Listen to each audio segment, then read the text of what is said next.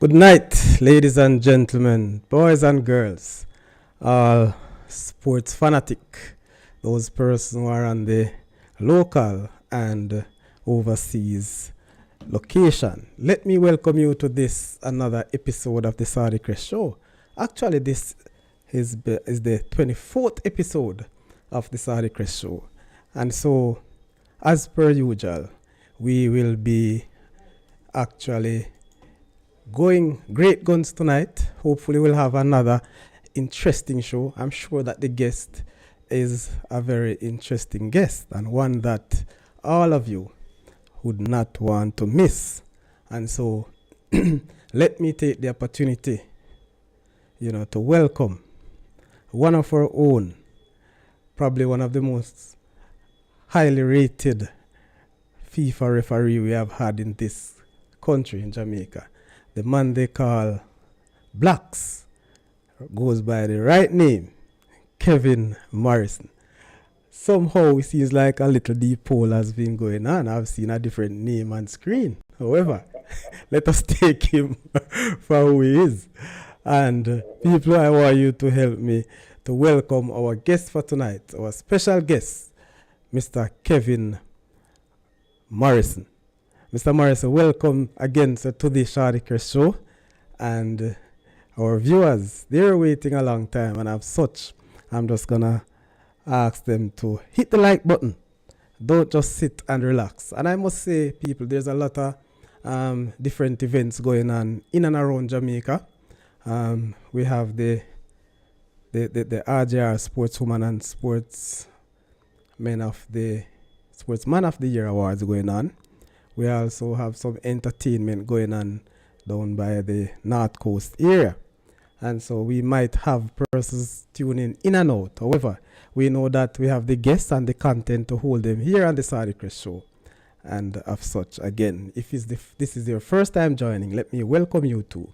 And also, I'm asking you to subscribe, like, and share the Saudichress channel. People, as so far we have seen Mr. Lee saying good night, Saudi, and good night, Mr. Morrison. That's a Cuban. And I must say, well, you know what? Let me just start out. I normally start my show. I would love to do the introduction, but guess what? Nobody better than to do the introduction than our guest himself. I don't want to leave out anything that he has as his accolade. So, Mr. Morrison, again, welcome, sir. I want you to grace this show. I want you to give us a brief introduction, a profile of Kevin Morrison. Okay. So I want to say good night to you, the host. Good night again. And to your listeners. And just to say thanks for the opportunity to share my life in refereeing and holding football. It's a pleasure to be here, and I hope tonight I can repeat what has been happening for the past 24 weeks, where your show is very entertaining, interesting, and informative. So I want to ensure that that's not an easy task, but I will try my very best to continue what has been happening over the past week. So, you see Damion, but I just want the listeners to know that no depot has been done. Damion is actually my middle name.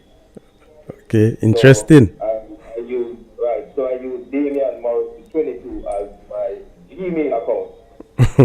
And that's the reason why you're seeing the Damion there. Anyway, okay.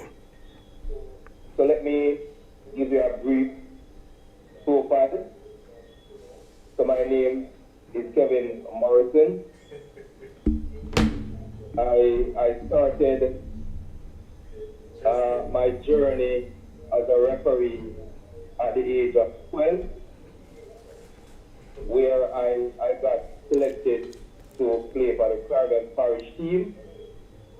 And at that point, we had about maybe over 60 children by West Park. I went early. So I played in the first game, and that's how I started refereeing. But to say I attended Mayfield Primary School, where I played for the football team, where we won the primary school competition in 1989, about 1990 there. I left and I went to Garvey Matthew Comprehensive High, now high school, where I represent the Cascade team for 4 years. We went to the semi-final 95, where we lost the Rugby 2-0. I left Garvey and I go straight to GC Foster College of Physical Education and Sports, where I did 3 years there. I also played football. After leaving GC, I actually started teaching. So I taught at Glenmere Preparatory School for 20 years. Also, I started work at Institute of Sport, I think was 2007, until I resigned last year, December. So I am married. My wife is Shanika. I have 4 children, Melissa, Kevin Jr., Kevon, and the last one is Carlton. So I am now in the US. I am also a FIFA, not FIFA, I am also a trained instructor and also a CONCACAF assessor. Okay. Basically, that's a lot. That's a whole lot, sir, and I'm sure you have a lot more to share with us during the course of this show.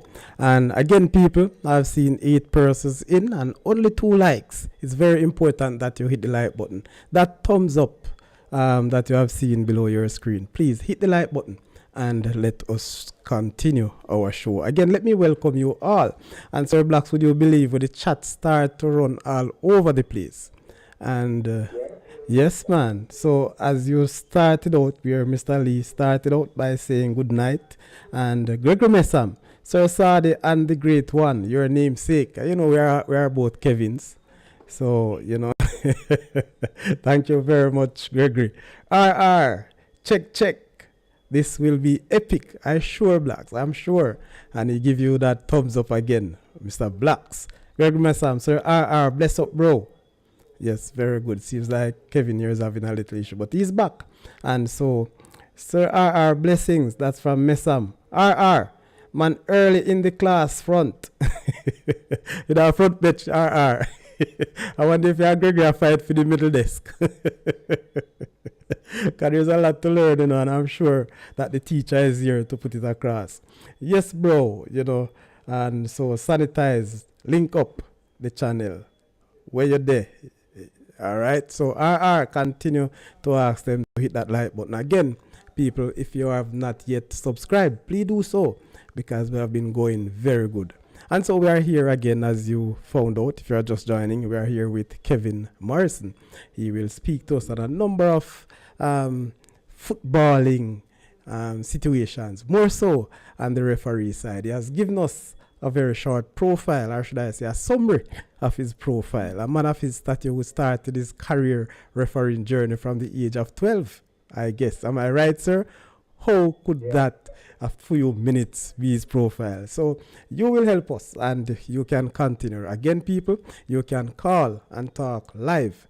The numbers are 501-6625 or 423-8454. So, yes, you mentioned you start your career at age 12. Give us a closer look at how this refereeing situation came to you. How did you start? Who encouraged you? All right. Before I go into that part, I just want to play, or just to pay my respect Yes. to the late John Green and Light Plummer. Right? R.I.P. gentlemen. Who are responsible, who play a major role in my development both as a player and also a referee. So let me tell you how it all started as it relates to my refereeing career, where it started. So as I was saying earlier, that I would have get selected to participate in a trial to select the Clarendon Under 12 football team, where we have, I would say, close to 100 children over by West Park. So eventually, what happened is that I attended early. So I was selected to play the first trial game, because it's going to have a number of games, because as I said before, he had over 100 or near to 100 children that he invited. So after I played the game, and of course, me a big baller, so I get selected. So after I get selected, and they were going to play the second trial match, Mr. Green said, "Who would like to ref?" And I said, me sir. And he took the whistle and gave it to me. And the rest is history. That is where I started to referee. So I continue with the refereeing. So what John Green has done, you all know John Green used to have the under 12 and under 15 competition that we play among Right. primary schools and the all age at that time, all age schools. Yes. And each year he will carry me in to rep those games for him. So I started there, and I took my time, and I climbed the ladder until I moved to do the under 15 game.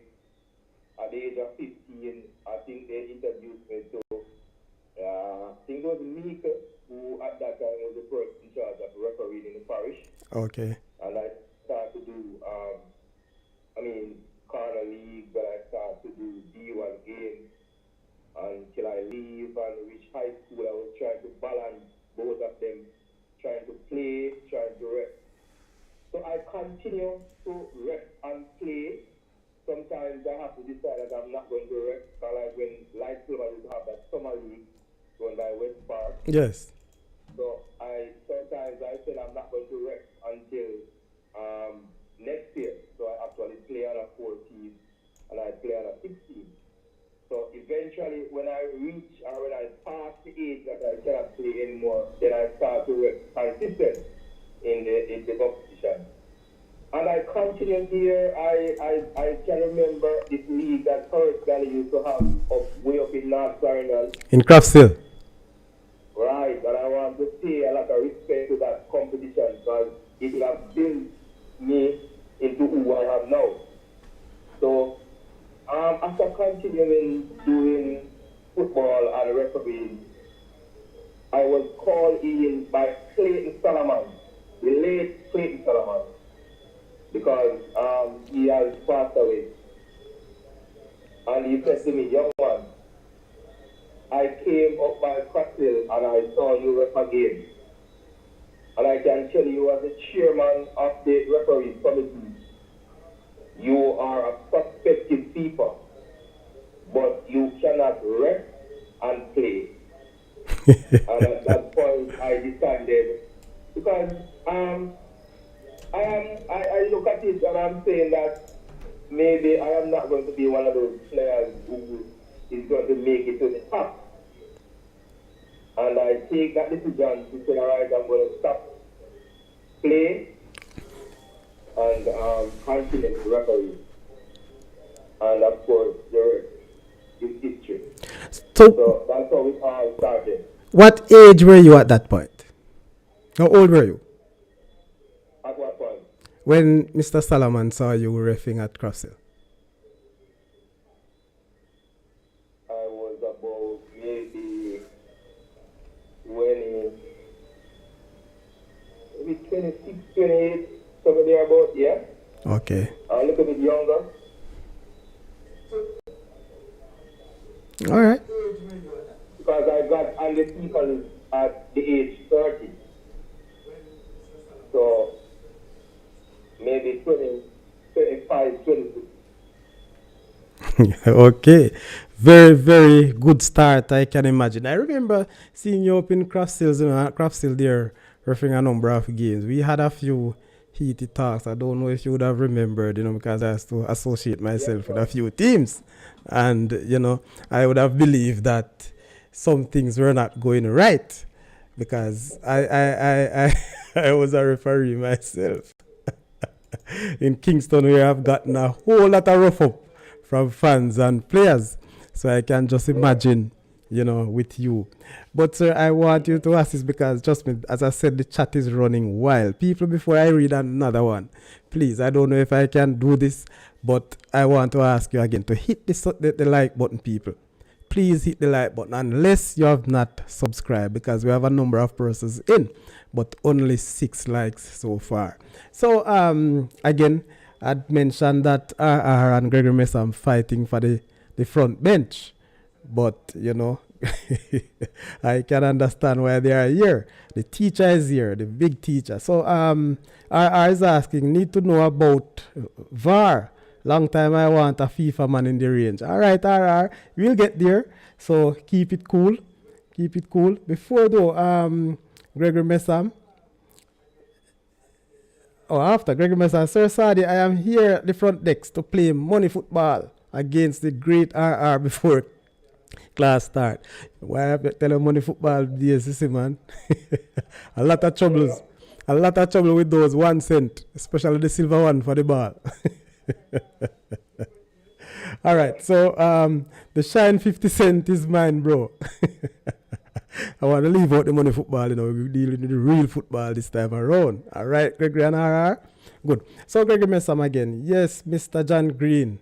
Yeah, man, us Clarendon football. Sir Sadi, I followed out Sir John Green's table also. Many of us, I mean, quite a few of us who continue this football game up to high school football and have never went to the John Green tournament or even his young under 12 or under 15 teams in Maypen. So those are the Clarendonian I'm talking about. Don't feel left out, people, if you are not from Clarendon. You must have heard about the great John Green and Sir Plummer back in the days. So Mr. Blacks, you remember Bob, aka Damion Moses? All right, so that is coming from RR, so I don't know that name. So maybe you have some affiliation with Bob, aka Moses, right? Or Damion Moses. I guess that's his real name. All right. So Greg Messam coming from RR again. I got 21 questions for Blacks. Mas, RR, so if I have 21 questions for you, I don't know if that 21 has any meaning per se, but let's see how it goes later on. But wait, I just hear Sir Morrison say he look at his whistle and toot his horn and it is end of the game.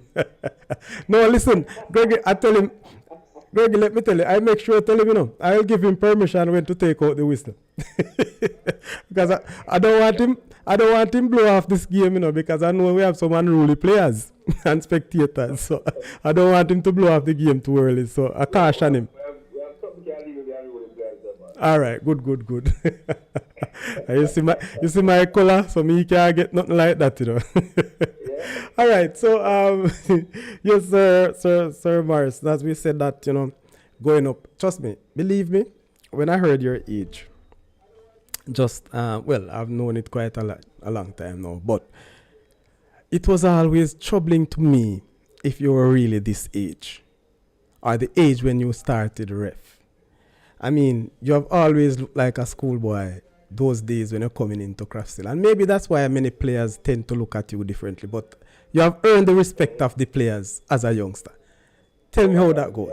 How that goes. How did you really marshal or gain that respect from your players as a youngster? Or as a little short little man in the middle? All right. So in the start as a little youngster, and you would have had a couple situations, in Yes. terms of spectators abuse. Not so sure if I've been, maybe one time I remember a spectator try or maybe physical abuse. Yes. But we will get to that. I remember one time.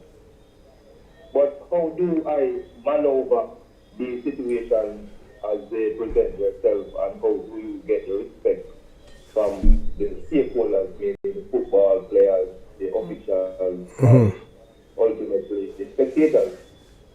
And as I said before, starting as a youngster, you're going to have situations. But I only can remember doing a line run by West Park where they used to have, as a youngster, where they used to have the corner league. And I remember raising the flag. I think Butner was playing. Butner and next team, sorry. Yes. And I remember raising the flag for offside. And of course, Butner was disallowed a goal. And I remember this gentleman by the name of Rafi. He ran to me and he said, "Look at boy, how are you?" And he grabbed the flag from me. If you know West Park, there's a center. Yes. And he flung the flag on top of the center top and said, "Go ahead, boy." So that was one of the things that happened to me as a youngster.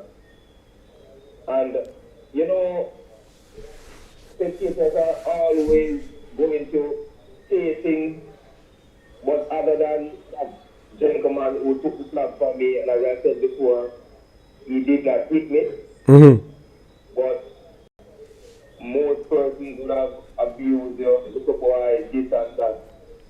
But I've never been hit by a spectator during my teenager coming to referee. And as you grow along, and as you go there, and as you appreciate the game, and you do what you need to do, meaning make the correct calls, make the correct decisions on the field, then over time, you are going to win the respect of both players, officials, and so that is how I get the respect. It happened overnight, it didn't happen last minute, or it didn't happen in a short span, but over a period of time, it actually happened, and I got the respect from everybody until when I was leaving the referees.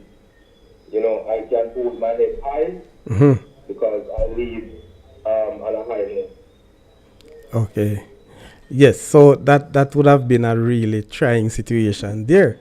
Um, I remember while I was at college, just starting the refereeing thing, and we went round to Alman Town to do a game. I was actually one of the linesmen, as they used to call it then, now the assistant referee. Yeah.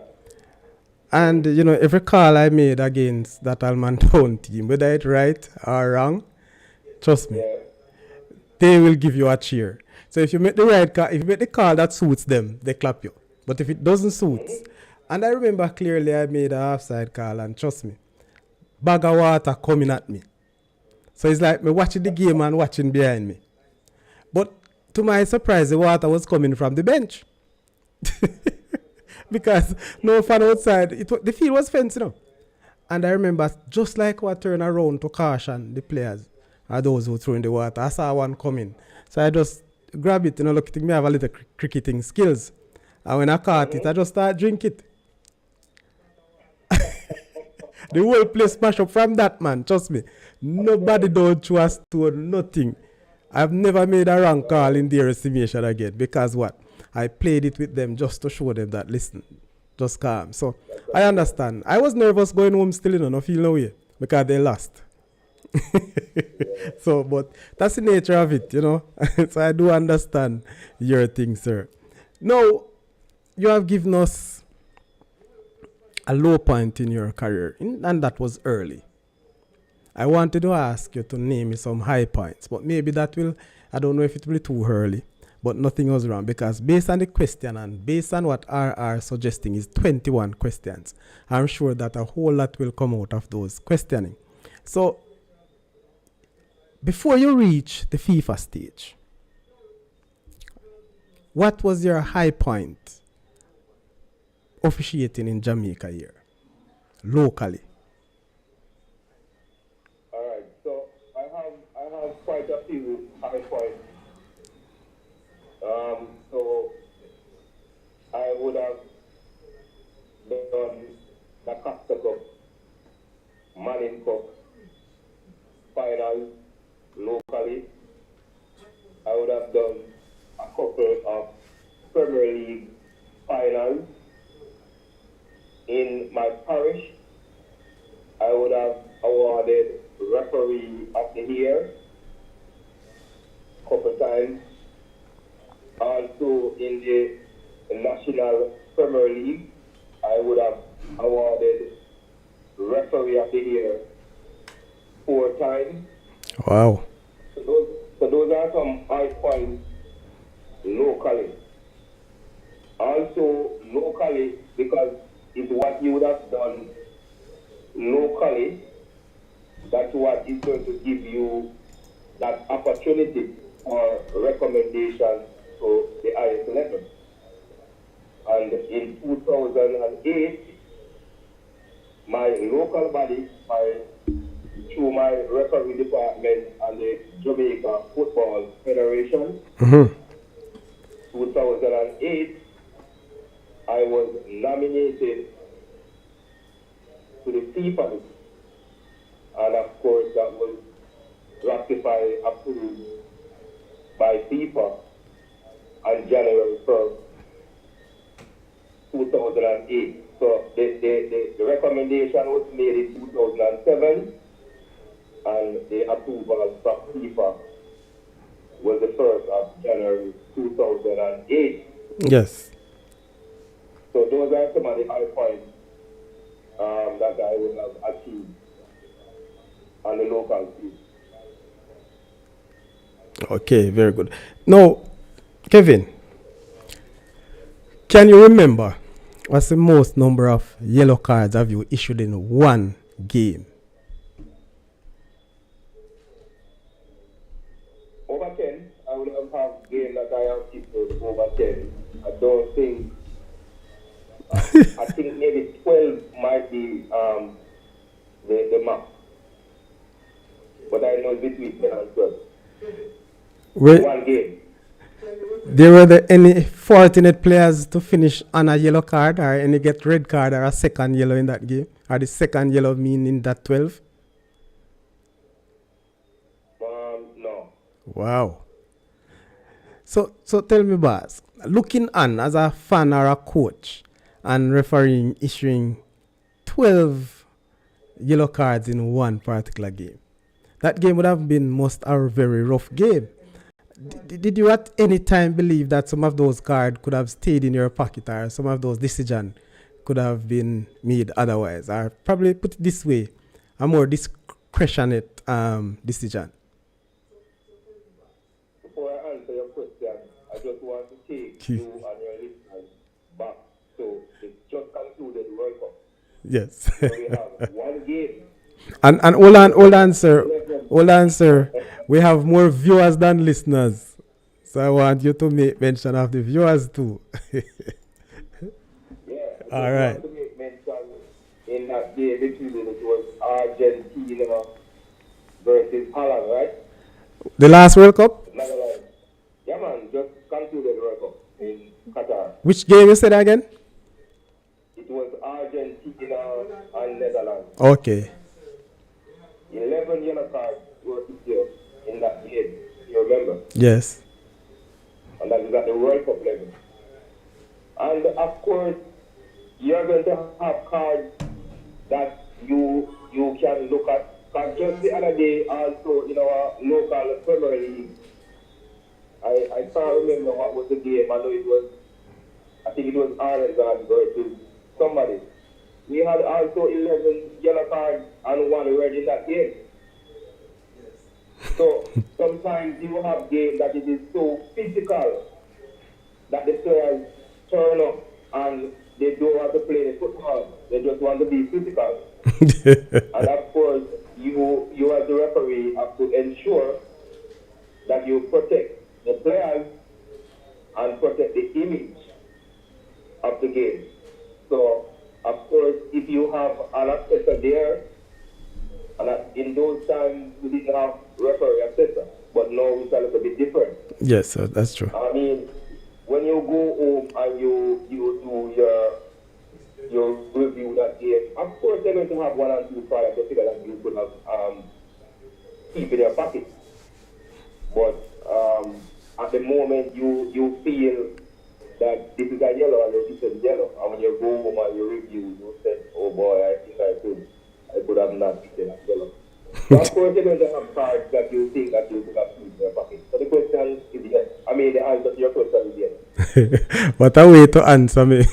But listen, I know, I mean, issuing 11 or 12 euro cards, there must be time that you said, oh my God, should I go to the packet? Because if you have done so, I'm sure 2 or 3 players would have actually been ejected from the game.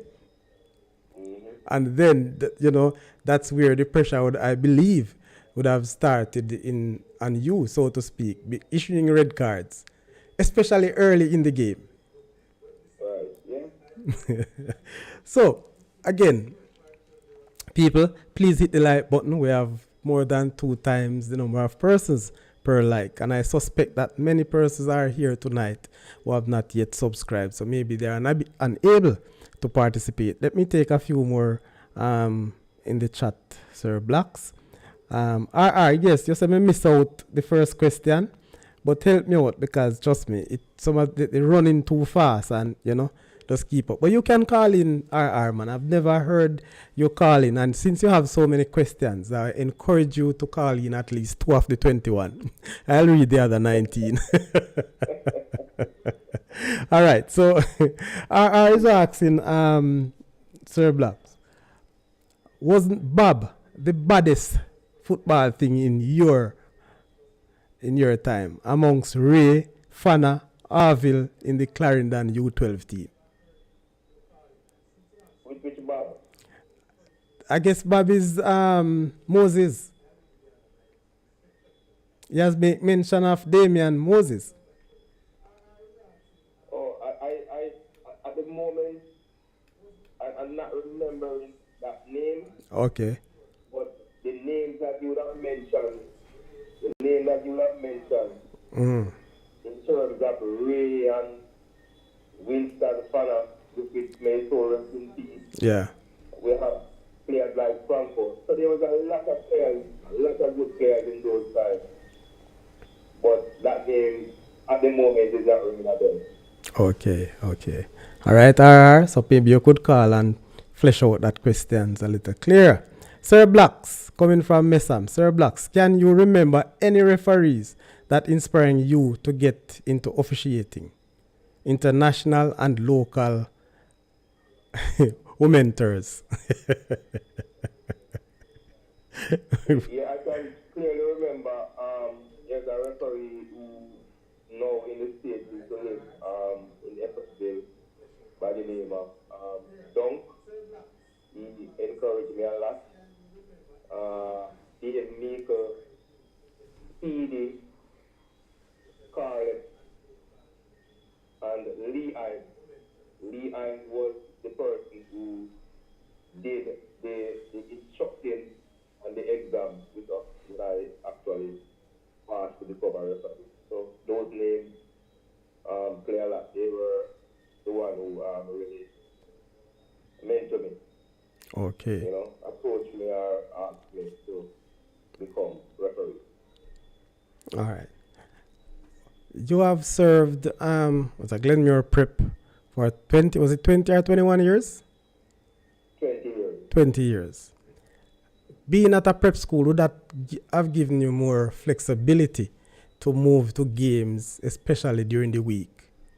Because, I mean, I would say very few men stay long in prep school teaching. So would that be an advantage to you to be in prep school? That's a very good question. Yes. Yeah, and I would say that the answer is yes. It is more flexible. Because over the years, what I would have done, because I actually did interviews when I left college, that was 2000. Mm-hmm. And of course, I did a couple of interviews. And I remember Glenmuir, St. I'm at Morrison. I did interviews with them, and then I actually accepted the job at Glenmere Press. After accepting the job at Glenmere Press, Old Harbor Primary, which I sent an application to, contacted me after I accepted the job at Glenmere, and of course, one is a private, one is a public, but I decided to go at Glenmere. And I did not make any mistakes because I would have told you that I want to lift my hat to the staff and the principal, especially Mrs. Grammar. I get all the time to leave when I have games. What I did is that when I have games, I can move my classes earlier, have my classes and leave. So it was really flexible. And I just want to make mention, I remember after doing a couple of years, maybe 10, I said, I really want to go into the public school. And I applied for a job at at Lennon High School. I went up there and I did the interview. Principal was very, very impressed when he looked at my resume. And one of the questions he asked me is, how are you going to manage with the referees and teachers? And from the moment he asked that question, I sensed problems. And I accept the job. I go to departmental meetings. And the Friday, school was open the Monday. Glenmere always have their staff meeting on a Monday. School open on a Tuesday. I did not retire. I did not give up my job at Glenmere Press. No, serious. And Morrison, the current coach at that, and there was 2 positions. He got the 8 months, and I got the 2 years. 2 persons went on leave. Oh. And Morrison can attest to that. We were at the departmental meeting, staff meeting, then departmental meeting Friday. Received my timetable, received my lesson plan book, everything. My rules and regulations in terms of code of conduct and all that.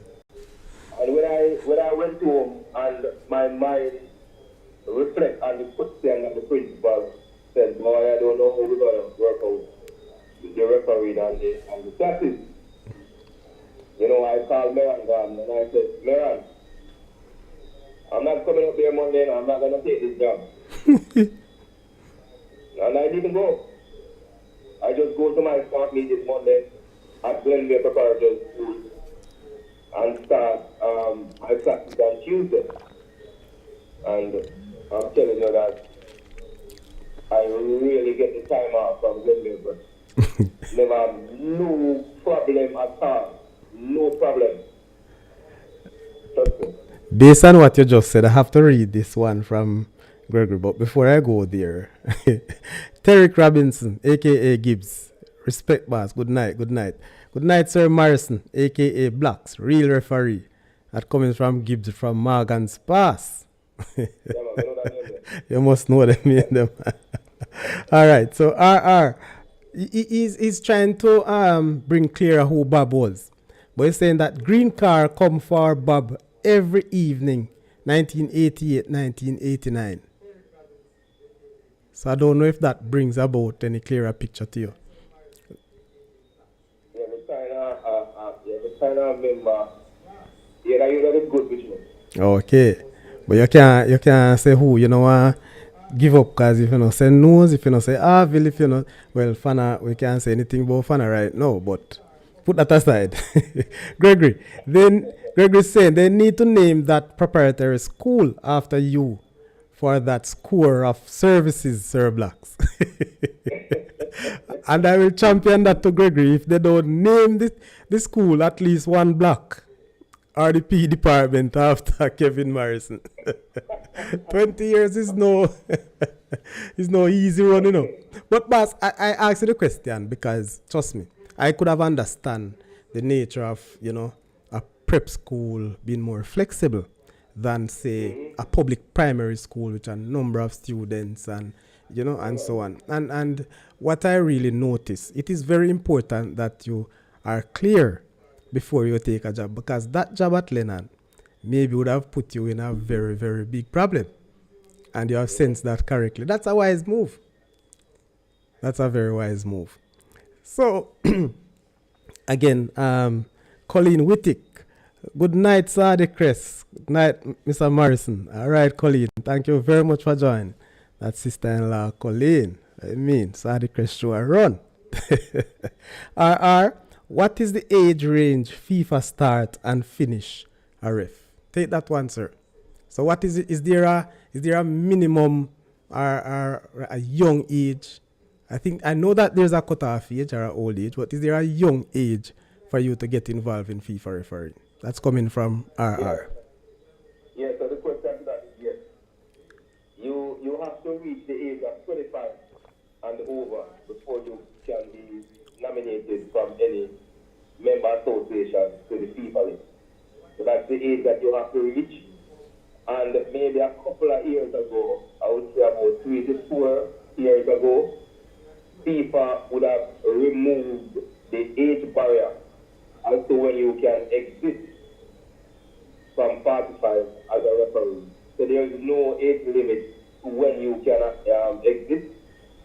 Once you are fit and can pass the fitness test, and your country nominates you, and it has been approved by FIFA, and also it has to go through CONCACAF, then you will be a FIFA referee as long as you can pass the test and get the approval from the respective bodies. All right. What if I decided to join the Referees Association? Started out in St. Catherine where I'm living, and then to the national body. At age 55, age 40, let me take that age 50. Would FIFA accept you join for the first time at age 50? Maybe we would not accept you like first base. You wouldn't accept me. All right, let's put it out. Gregory Messam, because he want to change his career. To referee? Yes. No. He's coaching and him think he want to referee. Him say it gives him more travel experience. So let's say you're Gregory Messam then, since you don't want to accept me. And I hope you're not carrying feelings from me from them long time there, when we used to fight on the field.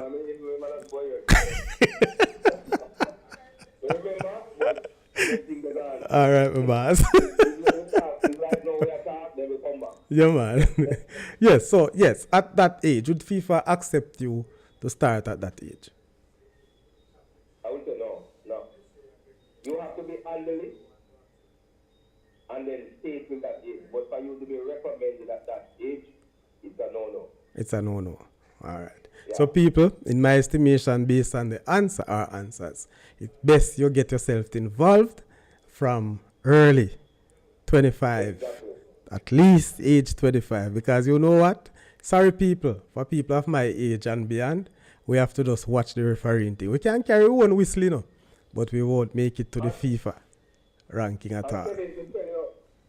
I should tell you, you at the age of 60, you have a role to play. Also, if you want to referee, you can train it to become an assessor. Oh. Where you can go and test the referees and you get paid. Okay. You can also be match commissioner. That's the other aspect of football, but not referees. This person who want to contribute to football, they can become assessors.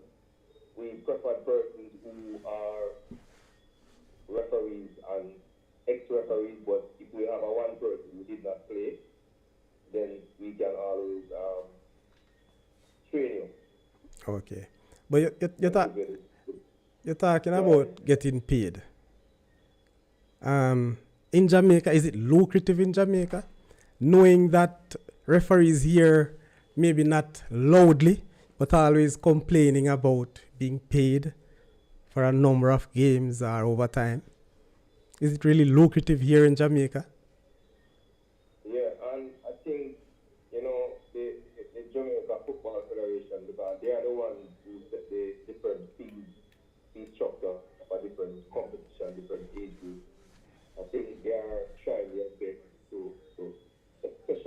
Premier League, but to say that we, Jamaica, we are the lowest paid country, really, in the Caribbean. Our referees really get a low fee in terms of referees.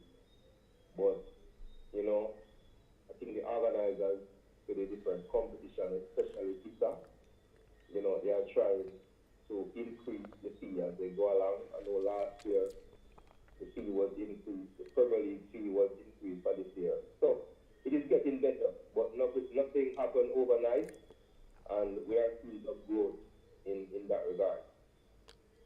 So you're saying to me that it is the organizers, the competition organizers, who dictate the referees' fees, or there's a fee, let's say a flat fee among the referees association per game?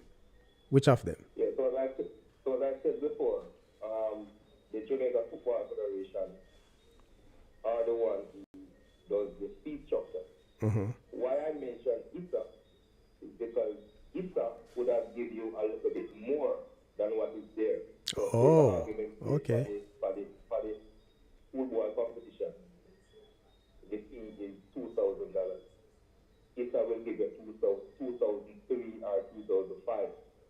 So they will give you a little bit more, which the organizers can do. The only thing is that they cannot go below what is set. Okay. But they can give you a little bit more, and that's why I mentioned ISA, because they would have done that. Thank you very much for that clarity. Again, people, remember, hit the like button, and I've seen you in the chat. Please remember that the numbers for you to call, it's been moving on screen, 501 or 876-501-6625, 876-423-8454. It's a lot of chat, it's a lot of conversation in the chat, so I would appreciate your calls, and I'm sure that Uncle Blacks would have really liked to hear some of you instead of me reading some of these questions. Of course. All right, so let me take them as it is. Leo Face, good evening to the Saudichress family, and good evening, sir, and Sir Blacks. That's coming from Leo Face. All right. Ronald White, ref, I always feel that you ref against Edwin Allen. When I go to match and see Blacks in me say we did know. Hey, as you mentioned, something comes to the mind, Yes. If you remember, they were playing a game against, I think it was Silent College. Mm-hmm. And there was a situation, I think Stacey and Morrison was the assistant referee. I don't remember right now who was the referee. Yes. But I remember there was a shot taken and goal, and there was a defender, this power defender. And I think the ball hit his head or somewhere, but the referee saw that the ball hit his hand. Okay. And the referee do the research, and if you're a red card, when you get a red card, you have to leave the surroundings. Mm-hmm. The player turn up the hill. Yes. Went up the hill, and when the player reach up top now, you hear like the name John. They said, John, road come back. They take back the red card. I don't know if anybody remember that game. No, I don't. Because what happened is that State would have told the referee that the player did not use his hand to handle the ball. Okay. It was actually his head. And he should rescind the red. And of course, the player run down back the hill. And he was spearing at the ball. So he actually went back on the field of play. Yeah, that was the thing heard. I don't know if any listeners would have remembered, but I know someone's going to remember, and they mentioned before the show finished tonight. People, if I just bet you. anyone, maybe Ray would remember, but if so, anyone remember, please give us a call and give us a little reminder of that whole situation. Very strange, eh? All right, so you hear that, Ronald? So RR, how about VAR? Is it the same or of retire? Soccer players can start a career. I don't know if you want to go into that yet now, but you can answer. Yeah, but I cannot answer the question. War, you definitely have to be a referee or a past referee. Okay. You don't have to be an active referee. No, you don't have Okay. to. Because you're not going to go on the field and ref. You're going to go in a room.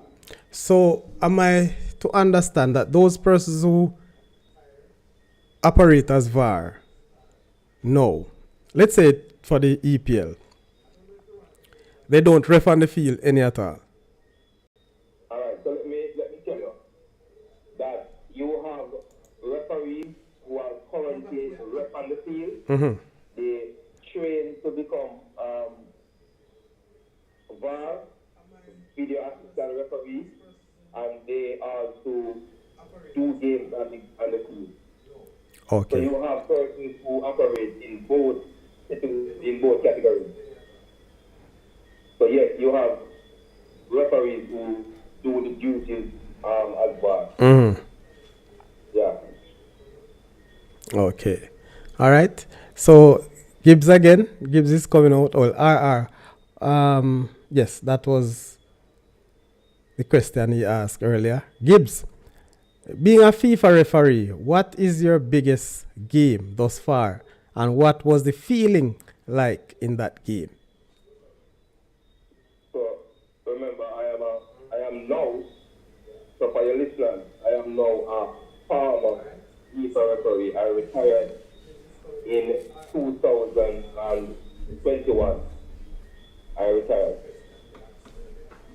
My biggest game as a FIFA referee was doing a game between USA and Mexico. Over 100 person in the five guys. Okay. That was my biggest game. You're that Gibbs? So let me ask you this question now. I don't remember the time when you said FIFA would have relaxed or removed the age, retirement Maybe 4 or age, 5 years ago. 4 or 5 years ago. But you were still reffing within that period. Yes, man. So why did you retire? Alright, so in life, you have to know, the song that you have to know when to walk away, know when to run. Yes, Kenny Rogers. Alright, that's Kenny Rogers. That was a gambling song, though, you know, so don't tell me that you were gambling in the refereeing thing. No, that's gambling, but you have Okay. to know when to walk away. Alright, so there's a couple of factors that would have contributed to my retirement. Mm-hmm. And of course, when you reach age 45, let me say that the body deteriorates. So in terms of keeping fit, it demands more from you. Okay. And when I look back and look at how football is being played, and I'm saying that based on the pace of the game and that discipline that is going to take at this age to go and do those trainings, that was one of the factors I look at. Also, I had some situations with the immigration in terms of the USA, and I had some problems with them in terms of holding a green card and living in Jamaica. So every time I travel to the US, I have a lot of problems. So, when I went to renew my green card in 2020, Mm-hmm. I had some problems where they wrote me requesting a lot of stuff. Mm-hmm. And, that was one of the reasons why I decided that I have to come here. And at the age of 44, 43, never go to a World Cup. I mean, there's no need to really continue. I mean, you have younger referees coming up, and Jamaica only can have a certain number of referees and the people list. you being at 44, 45, 43, would have done that. Why would you want to stay and hold that opportunity for a younger person to really step up and show his class? So after accepting and looking at all those factors, then I said I was going to retire. And now we have two young people referee who would have been nominated to the list. And that would have been, of course, because you would have given up a spot for one of those young guys to get. So they can go and showcase their talent. So, those are some of the factors I look at. And I would have made this plan to, hand in my whistle at that stage, because I still do referee. All right, sir. Well noted and a very good answer. I can tell you, with that information there, many persons now would have shown you are giving you a far bigger respect based on that. Because you know what happened? I've been listening, especially in football terms these days, and not to just I can mention, especially as it relates to JFF presently, where people are complaining that some persons just stay there for a long time and not giving other persons the opportunity to serve. So I do understand and I appreciate that it gives the youngsters the opportunity to move early onto the world stage. Very good decision that you have made, sir. All right. I have a few more, but may I tell you these people don't want to call? What happened to call, man? May I give you a free call tonight, people? Hey, trust me, free call. All right, so Gregory Messam, Sir VR, Sir RR, VAR won't be retiring anytime soon. Hello. That is true. Those are the people who ref until they're blind. That was fun. Colleen, big up yourself, Saudichress and Mr. Morrison. I am here listening. Thank you very much. Continue to enjoy the show, Colleen, and you can call if you want. All right? Good. Mr. Lee, hey, Blacks, is it true you always have against Edwin Allen? Is it true that you always ref against Edwin Allen? Talk the truth, Blacks. I know you're not ref against a team, but maybe you have a little thing against Edwin Allen. That's how you go? Let me clear the air. Listen, hold on. Before you say anything, let me caution you. This question is coming from another Cuban like yourself here, sir. Let me make sure I caution you. All right. So, I in my refereeing career, hold on a sec. I would have never ref against any team. So persons always have their opinions and things. I would have done a number of Edinalin games, and I always like to do the Edinalin Clarendon College game. I can tell you that. Especially Upper Edinalin. Wow. Trust me. I always look forward to those games as a referee. Trust me. Good game. Yeah, man. All right, before you go any further, we have our first call online. Good night, Wazim. Bro. Blessed good night. Good night, sir. So, You're good alive. night to your Mr. Blacks, referee. Yes, Yeah. I just want to say, man, big up Blacks, cause I see him in action in the BVI versus St. Thomas, him and Garnet, so I have to take my hands off to him, Pick him up, man, more love. Yeah. So, I remember, yeah. hey, Wazim, it seems like some people, Blacks, big up when in there a certain place I ref, I see the man I ref a game one night and I go cross and shout the man. The man don't pay me no mind in a star. No, it's a man we're very focused. Anyone ref, you don't pay nobody no mind like that, It was half time. I have to say Blacks. Cause me go cross and say referee Morrison. Now pay me no mind, so probably when you hear the name Blacks, you say, oh, I'm yeah, man, so Yes, good youth, man, trust me. Yeah, man, it's an honor, it's a pleasure to have the money on the show and thing, share some experience. Yes. To the listeners, you know. Okay. He's asking if you're still at St. Thomas. No, in the PVI, that game, I was the response for the ambulance, you know, Okay. the medic team. It was on the medic team. Yeah, yeah. Okay. What was him? Yeah, man, blessings.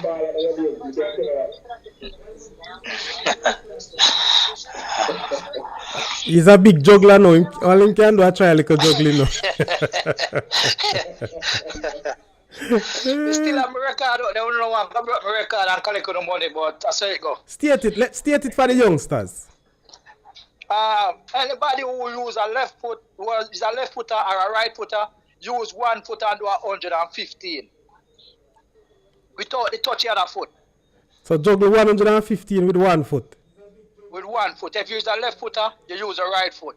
If you use a right footer, you use a left foot. Oh. You use the weakest foot. Yes. God have his mercy. And $100 on the target there. Anybody do that? You don't keep that record, Papa. Can't tell you that. Huh? You are going to keep that record in a long while. Well, Dallas got 19 or so. No, you go 100. So you need somebody to go 115 and if you broke my record. Listen, I won't even think about that because I'm sure that record is not ratified by FIFA.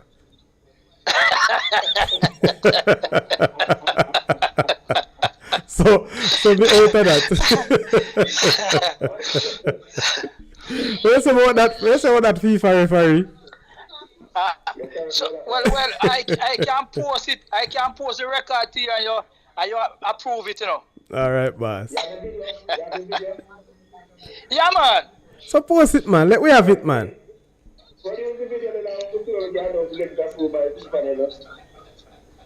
All right.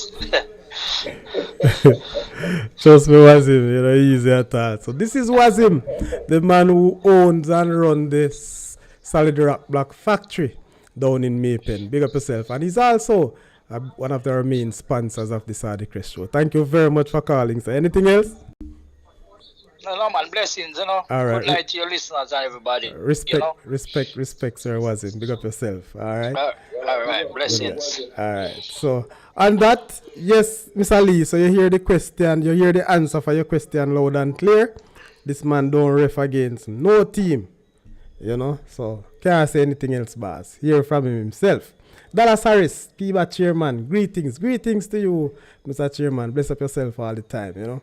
I'm down to about 17 questions, Sir Gregory. I soon ask about Rashford half-side interference. All right, so all right, so you can call about that RR and allow Mr. Morrison to speak. Ray, Sadi, tell Blacks I remember the incident. It happened up to the goal to the main road. I am trying to remember it was a female ref. Yeah, man. Yeah, female. So you don't want to talk about it, Ray? But you still have up Blacks for them times. So right, Blacks, what part of the game you were playing at that time? You mean the game of Eddie? Yeah, you were in that game? No, I was there. Oh. Well, I can't tell you because you know they would have skin you, man. All right, so Gibbs, hats off to you, bro. Happy to have rubbed shoulders with man like you. From an early stage, seeing you refereeing games in Clarendon, I knew you would have made it very, very far. Thumbs up. Big up yourself, yeah, Kevin. Because as we say, trust me, you have gone through a whole lot in terms of being competitive and being strong as a young referee. Have you ever invited to a career day at any school to talk to youths on the path you took?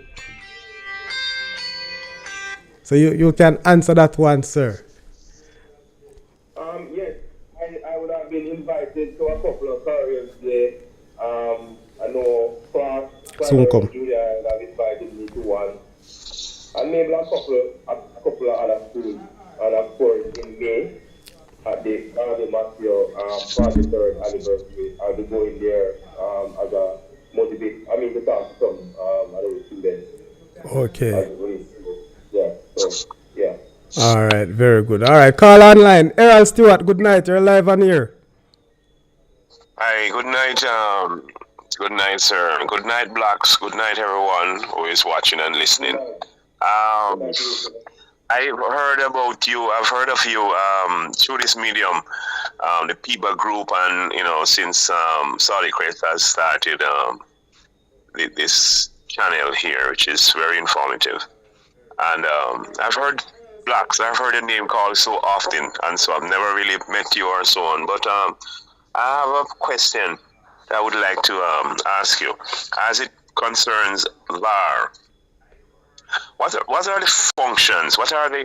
Because yes, I know they probably adjudicate, and certain decisions are, the referee will refer it to VAR, or VAR will intervene.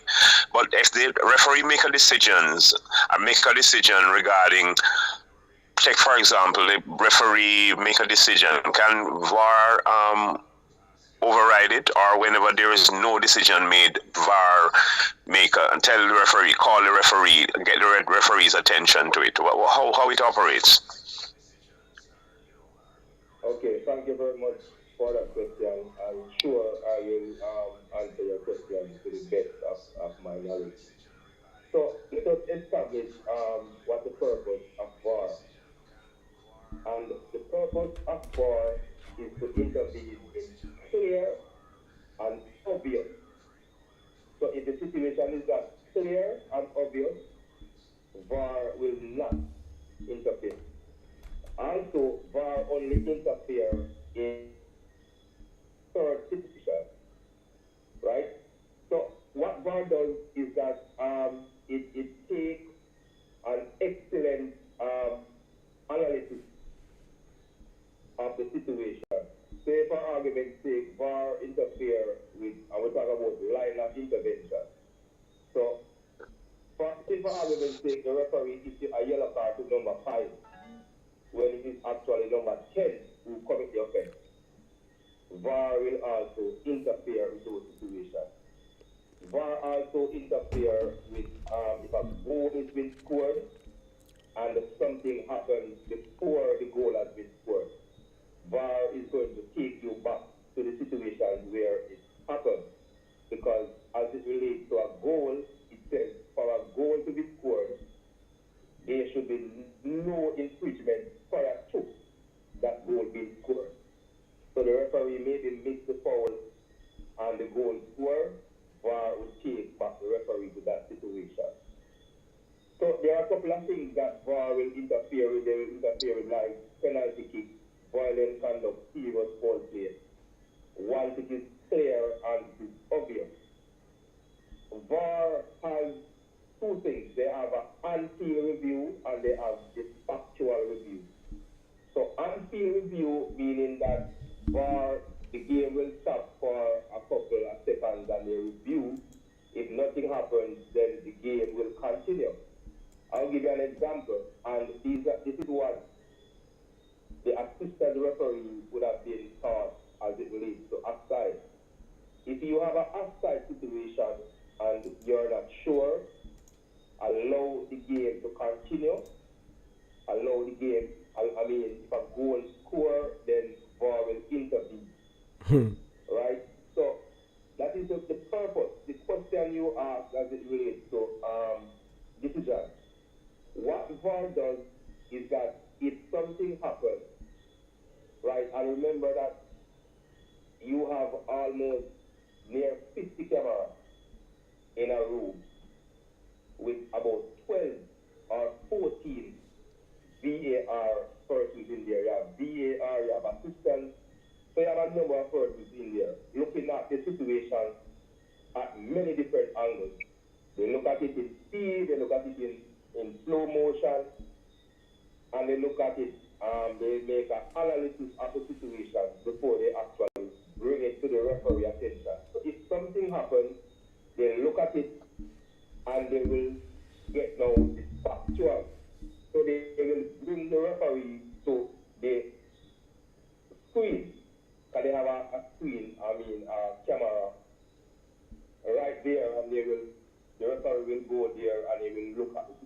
What VAR has to do in that situation when the referee go to the monitor to look at that situation, VAR has to provide that angle so the referee can see the situation clearly what happened.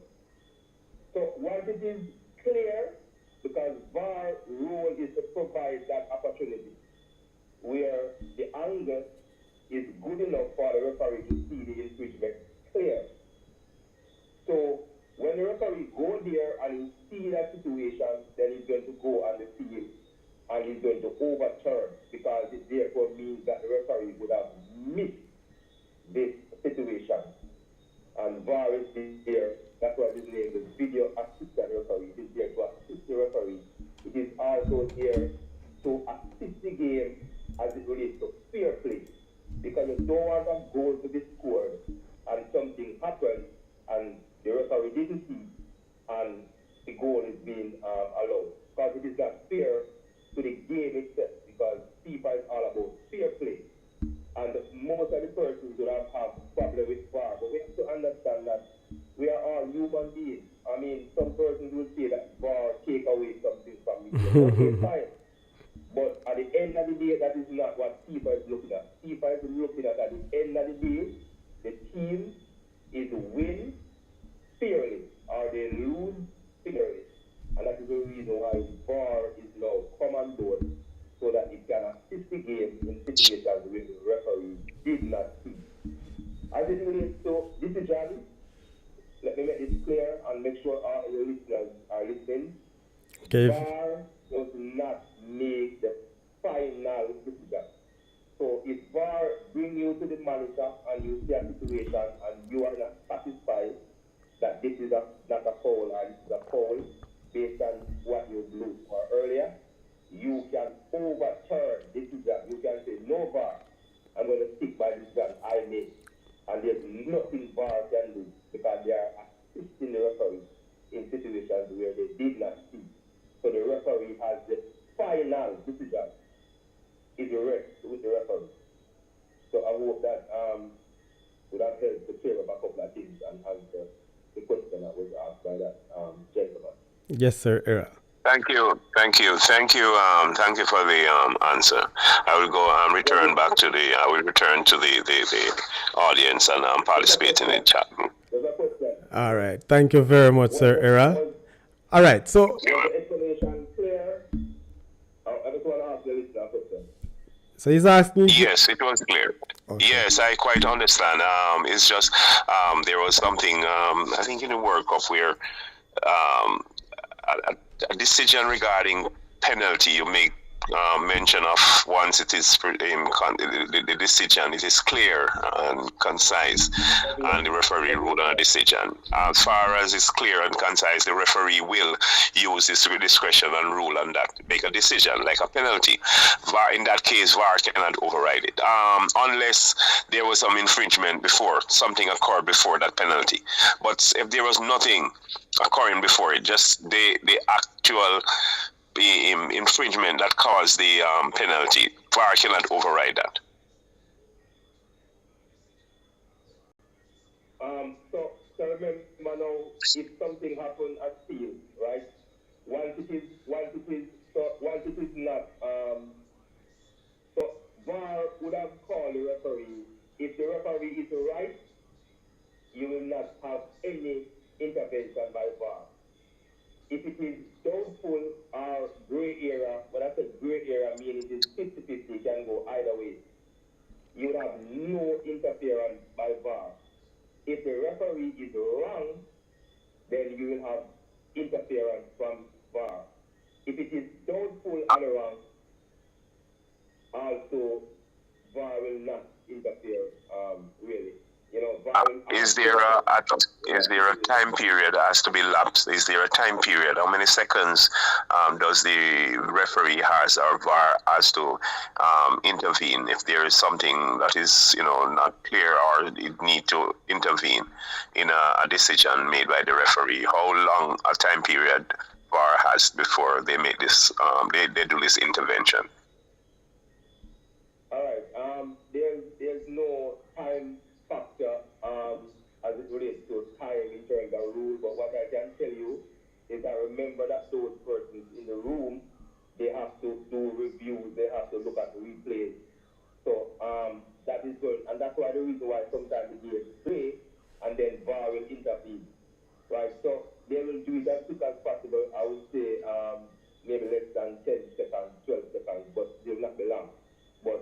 mind that they have to look at replays and different angles. So that maybe will take a couple of seconds. But there's no set time as it relates to how long this should take to be done. Thank you for your answer, sir. I really appreciate it. Thanks for clearing up some issues regarding this far.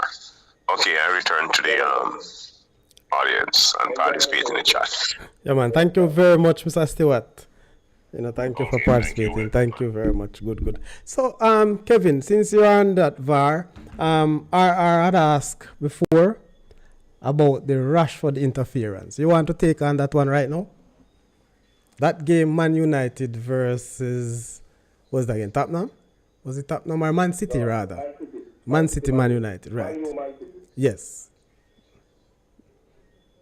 Okay. All right. So we all know for a player to be penalized for offside, you have to have an impact or you have to commit a fraction. So once he's in the position, it is no offense whatsoever for a player to be in an offside position. And I'm using this opportunity to give some knowledge, as it relates to this situation. Okay. So clearly, if you watch it will show that the player is in an offside position, right? And as I said before, it is no offense for a player to be in an offside position. So what happened after that? The ball is going towards the goal and the player is running behind the ball, right? Yes. Now he's running behind the ball. So when we talk about fractions, we have three infractions that the player has to commit. One is he has to interfere with play, meaning touching or playing the ball. The second one is that he has to interfere with an opponent, meaning he prevents, block, or obstruct the player from playing the ball. And the third one is gain an advantage by being in that position. So the player is in an offside position, the ball kicks, hit the goalkeeper, come back to it, hit the upright, come back to it, etc., etc. Okay. So for that situation, the player is running behind the ball, and I'm talking about the player who's in the offside position. Now, there's a defender behind him who is running also towards the ball. But because that player is in front of the ball, guiding the ball towards the goal, then this defender cannot run directly to the ball. So what happens? He has to run around, or he has to try to run around that attacker to get the ball. And now we have interference with an opponent because he now interferes with the defender's ability to get that ball. So that is the way the offside comes. Okay. So definitively, Rashford was not interfering with play. That's the player who actually run behind the ball? No, man. In the Rashford situation now, he was not interfering with play any at all. No, he interfered with an opponent. Okay. Now, to be honest with you, well, in that moment, looking on, even though a part of me is still thinking that he has some level of interference because I was moving towards the ball, very close to the ball. He never touched it. And also, when I looked, I think he has, with his action, would have put the defender off some way. In terms of making a move to tackle her, to jockey her, to that sort of thing. I thought he had some level of interference with play there. Right, and that's what I said. So remember now that in terms of running behind the ball, once he didn't touch it, then that part of it is out. Once he don't touch it. So let us get that clear. So I erase that one that you said because he didn't touch or play the ball. Okay. So the one that he commits is that he interferes with an opponent. And now that is the one that he's going to be penalized for because by running behind the ball, he now puts himself between the ball and the defender. So for the defender to get that ball, he has to run around him. And that is where now he prevents the defender from make a challenge for the ball. So should that goal be stand? No. Outside. Wow. No, the Man City fans would have really been hitting their wounds right now. I can imagine the Man U fans in the house. Mr. Harris, Dallas, I want the father blacks here. But as I say, Kevin, there are so many aspects of this VAR that to me and to many fans as well, coaches and even some referees would have believed that something is not too clear as it relates to VAR. Meaning, this week or this match you may see a situation that was called offside and or maybe a penalty situation, and in another game basically so similar, you could almost say it's the same thing and it is not. I think there's a level of inconsistency in VAR. What say you? So let me say this. All right. So remember now that it can apply to FIFA to use the VAR system.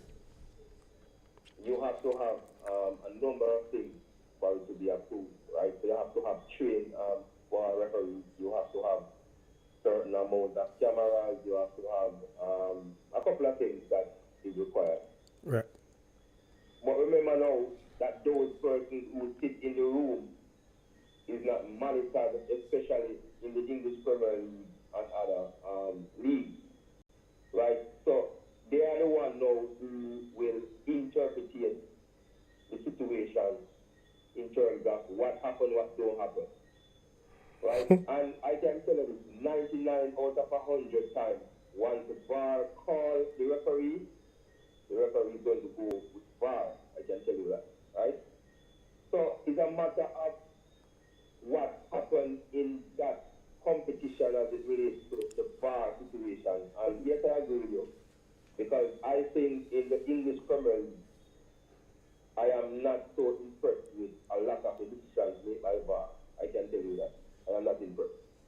That's true. But when you watch the other leagues, like when you watch the league in CONCACAF, when you watch the league in FIFA competition, you don't see that level of inconsistency, right? So it has to be the personnel who are inside the room, because remember, VAR is just a word. Is the person who now carry out that responsibility in terms of the referees who in that room, who operate and watch, look at the interpretation, look at a couple of things, and then call the referee to review. So I think that's where the problem is. It's not really with VAR, but it's the persons who are in that room looking at those incidents. I think is the problem. You know what? I might sound a bit taboo. I might sound, what did I say now? As if refereeing or VAR doesn't make sense. But if that is the case, if the person within that room, we talk about VAR, if they are using discretionary measures, that means they could have lined up along the sideline, and the field. They never need to be in a room in front of videos or no computers. Because when I look at it, Kevin, the truth of the matter, especially when I see they draw these lines for half side, especially, to me, you're having persons offside by the armpit, so to speak. It doesn't mean to say you're offside by the armpit. If you are offside, you're offside. And I believe they put the line some places, maybe I sound biased, but they put the line some places, boss, where they are questionable. And you see it in this game, 10 o'clock in the morning, and you're watching another game in the EPL, 12:30. And it's similar approaches, and one goes and one stands. Really and truly, I think, when I heard about VAR the first time, I never believed that the human element would have had so much to do as it relates to VAR. I thought it was more of a, the whole technical aspect and technological thing. But having humans manipulate it, no, especially where the leagues have so much money at stake. And that's why I believe the EPL situation is so rough. So FIFA would use the best referees, the best human beings who they believe, who they can trust in that situation. That's why in the World Cup you never find those errors or inconsistency, so to speak. Right. But just to let you know that when VAR call over the referees, VAR must not give opinion. They have to give facts.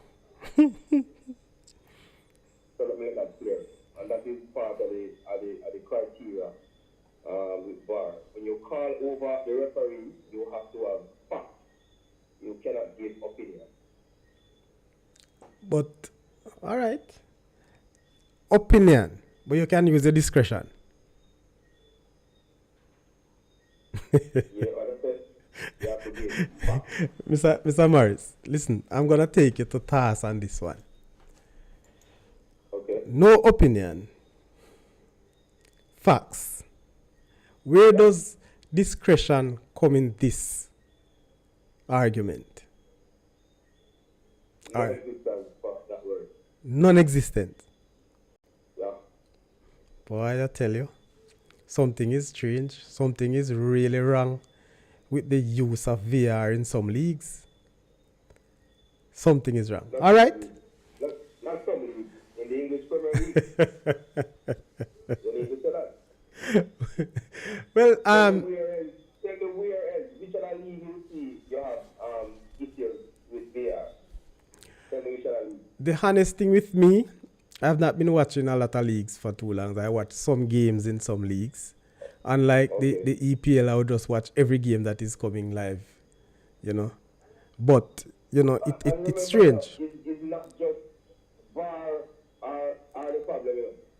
I would have seen a number of decisions that would have happened in the Premier League, English Premier League, that I have to scratch my head and say, oh my God. Trust me, a number of them. So it's not just VAR alone, it's also the referees on the field. We're not seeing True. the level of interpretation. And as I was talking to you earlier before we came on live, and this is the reason why FIFA have this program. And I tell you about it, the referee assistance program. Right. Because what they realize across the world is that they are seeing some things that is not what FIFA say you are to do. And so FIFA bring that program where they have their instructors going to these 209 countries to have consistency and uniformity as it relates to the interpretation and the application of the laws of the game. That's the reason why FIFA bring in that program. So I can tell you that there are a lot of things happening in the rest of the world as it relates to officials. And FIFA is doing their end of a best to ensure that we get on one page. All right. I know time is going, but we need to catch up because, trust me, the questions are coming. But Gibbs is asked this question. I guess he joined the show very late, but I will still read the question. Now that you have retired from FIFA, what is your plan going forward to stay in touch with football? Are you still involved locally? He has mentioned that, and because of that question, I'm going to ask you to hold that answer for a while because I'm going to allow you to speak on your present involvement. So, are you saying that Rashford tricked the keeper with the body language, also the defender? You're right, RR, trust me. I said the same thing, boss.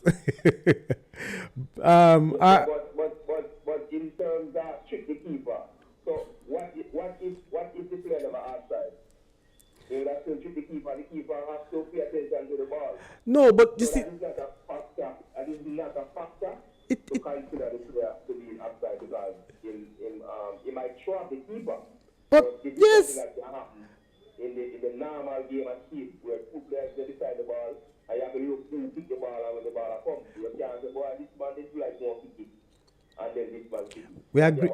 We agree with that, but in that moment where the entire team from Man City would have believed Rashford offside, so he's still watching, still playing, and we all know the decoy and the feints and so on. So that's some level of interference to me. But however, as you said, the keeper have to watch the ball, have to ensure that the person who is closer to it will do the damage as opposed. All right. So Gibbs, Kevin will answer that question a little while. Are again Blacks. Just to let you know that remember, you said something that the players stop, but remember that the whistle stop and the restart the game. So if you don't get the whistle, you have to continue to play. And these players are professional players, so you will take that shit from them. Try from my language.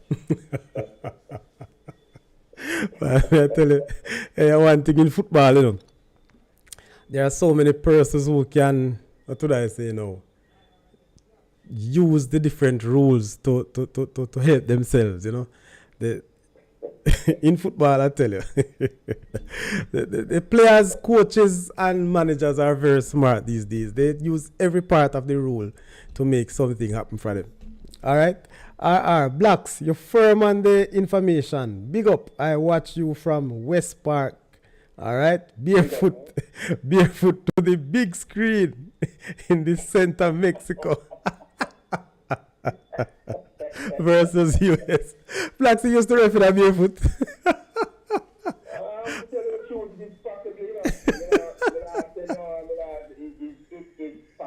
Oh my God. That is coming from a humble beginning. I can tell you. Thank you very much, RR. You have been following Blacks for a real, man. Trust me. RR, you see why I don't know why you don't want to call in RR. Maybe you're on the job and can't call. But trust me. Your information, the history that you have, we need to hear your voice. All right? So we go further to Tariq, and that's Gibbs. As a referee, what are your views on VAR? Would you say that it was benefited? All right. You benefited you as a referee and the game of football. All right. Dallas Harris, what team EPL Kevin supports? I'm sure it is you, you know, Kevin. Liverpool. A lot. Liverpool, man. A lot of his mercy. Johnny Barnes and Gary Lineker. May I go ask you a question? Me talk already. Did you see, get a chance to look at the Liverpool Wolves game, that first FA Cup game? A first tie? No. But I told you the other day that I was going to try but no. All right. One day I want you to look at it very soon. There was a goal scored by Mohamed Salah that, as a Liverpool fan, I believe that goal was offside. Anyhow, I need to look closely on it. And it, to me, it's very touching. When you listen to the referees or those in VAR, there are one particular angle video that was not available, so they couldn't show it. But the fans we watching could have seen that angle. How comes VAR is unable to see an angle when everybody else can see it? Disadvantage to VAR. Hey, guess what? I realized something, people. There are some persons, even though I'm asking you to hit the like buttons, if you hit it once, you don't have to hit it twice, because I realized that the likes are going down. I had 11 likes up at one stage, now I'm seeing 9. So if you unlike, please go back and like, people. Thank you very, very much. All right, so you hear that. So the next question I had for you, Gibbs is asking you, sir. I want you now to give us your full involvement. You know, give us your full involvement in the sport of football right now. More so referee, both international and also national. By the way, Blacks, I barely said I get some information that you are working with a particular parish FA to develop their referees presently.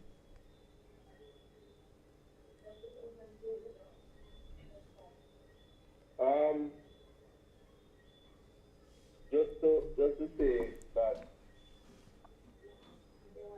my current involvement in the game now. Yes. And I'm going to start locally. right? So locally, I am now a instructor, Mm-hmm. right? So I now operate as an instructor,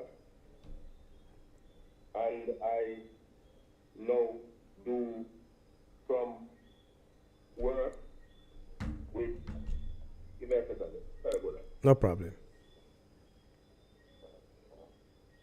right? So I now do some work with the Jamaica Football Federation, the referee department, and I just want to use this opportunity to congratulate our new head of referee.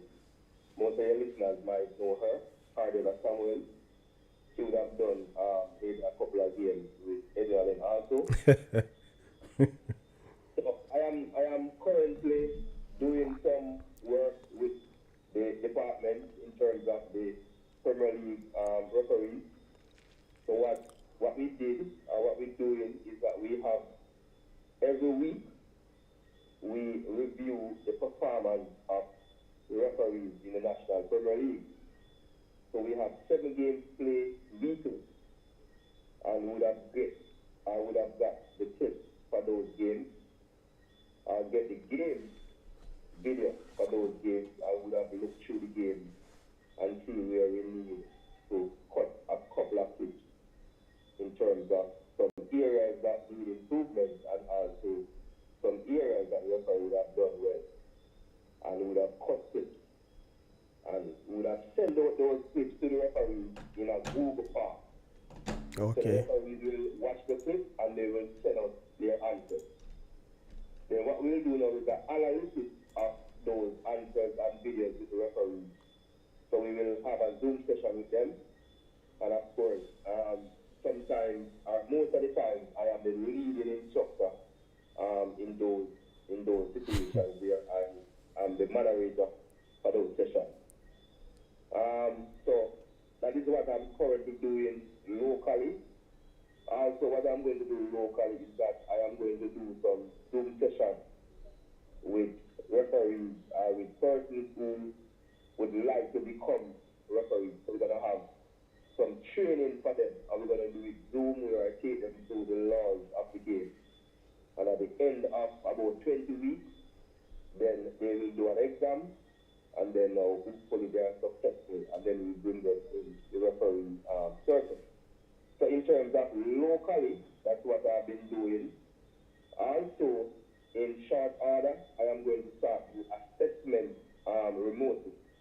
So I will watch the game live, and then I will have the assessment. So I will do by Zoom, where maybe after the game, depending on the referee's availability, or the next day, I will do a Zoom session and do the analysis with them with the game. So that is what I'm doing locally. As it relates to CONCACAF. All right. Hold on, Kevin. Before you go to international, let me ask this question. So, you'll only see the games that are broadcast live, right? Well, So, the games that you will be watching to make your assessment, only the games that are broadcast live. Let's say the Monday night games. either Sunday, can game from Sunday live to Sunday and Monday. So, Sunday night and Monday night. Okay. Yes. I will just. Games on Sunday start at 3 and 5. And the games on Monday, I think, is 5 And 7. Okay. All right. 7, yeah. Yes. But watching the football, watching our local Premier League on TV here in Jamaica, I'm not too comfortable with the views or the angles, the what would I say now, the camera or the video itself. I don't think we get enough angles for our football games. Is that a hindrance to you? Or will you work that out? The fact that you will not get so many angles for you to take note of. How will you manage that assessment for games? All right. So I have been watching the game live, and of course it's the same games that would have used to cut the clips, and so far the clips are really good. So what you're saying is true, but in situations where the angle is not so clear and it can't give me what I really want to say, Yes. then in that case, I have to give the referee the benefit. So if there's a situation that the referee call offside, and the angle is not so clear that is giving me the offside as clear as I want it. Because in truth and in fact, when you're doing assessment, you have to use the video evidence to really tell the referee that, hey, you are wrong. Truth. Without the video evidence, then you really have to give it the benefit of the doubt. And of course, it's not Jamaica alone. We're going to have that problem even internationally so many times where the angle is not so good. So, of course, what you say is you're so correct, but it's not much situation in the game that they don't have that problem. Because since we start this session, it's maybe 3 clips where we have cut and we have a problem with the angle. The other rest are very clear. So, with that being said, I think that will not pose a problem in terms of doing the assessment remotely. Okay, thank you very much, sir. All right, so before you go on to CONCACAF, because I know you are residing overseas now, let me just take this in the chat. So RR, I don't remember how many questions him gone so far, but him say 17 him have. I think him gone about 10 already. So RR, as a former ref, do you get a pass on all FIFA games the same? That's what RR is asking. And let me just go right through because him have 3 questions flowing. Maybe you could take them. How close are you to the president, to the JFF president? That's the second one. The third one. Very close. He's my friend.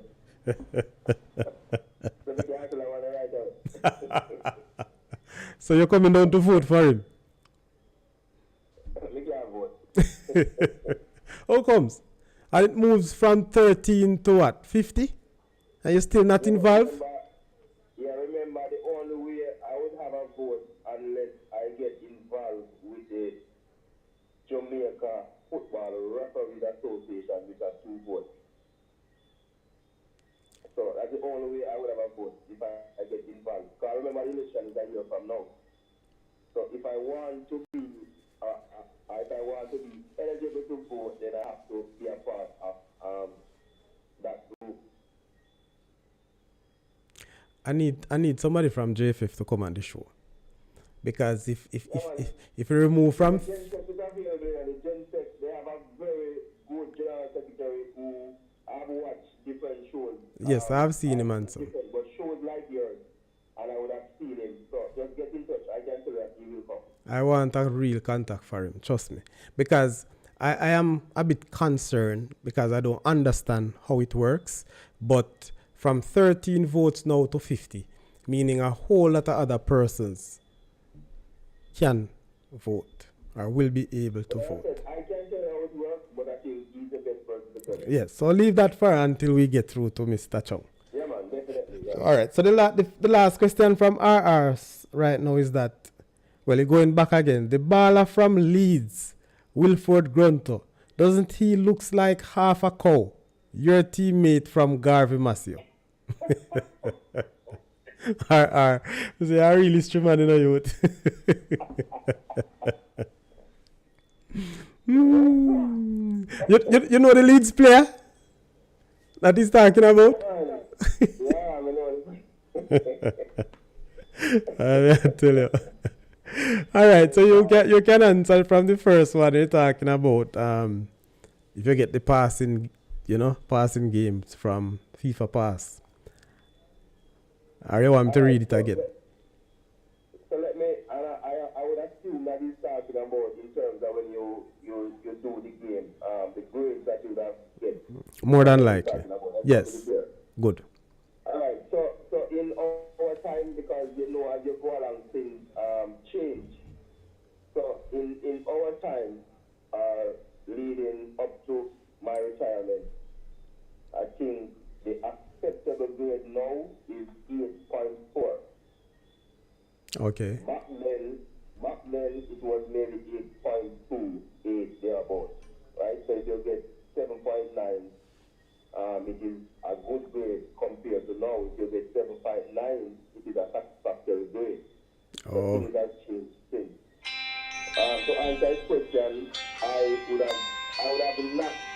same grade, but one thing I can say is that the grade that I would have received for those games is above Hold the a minute. threshold that is required.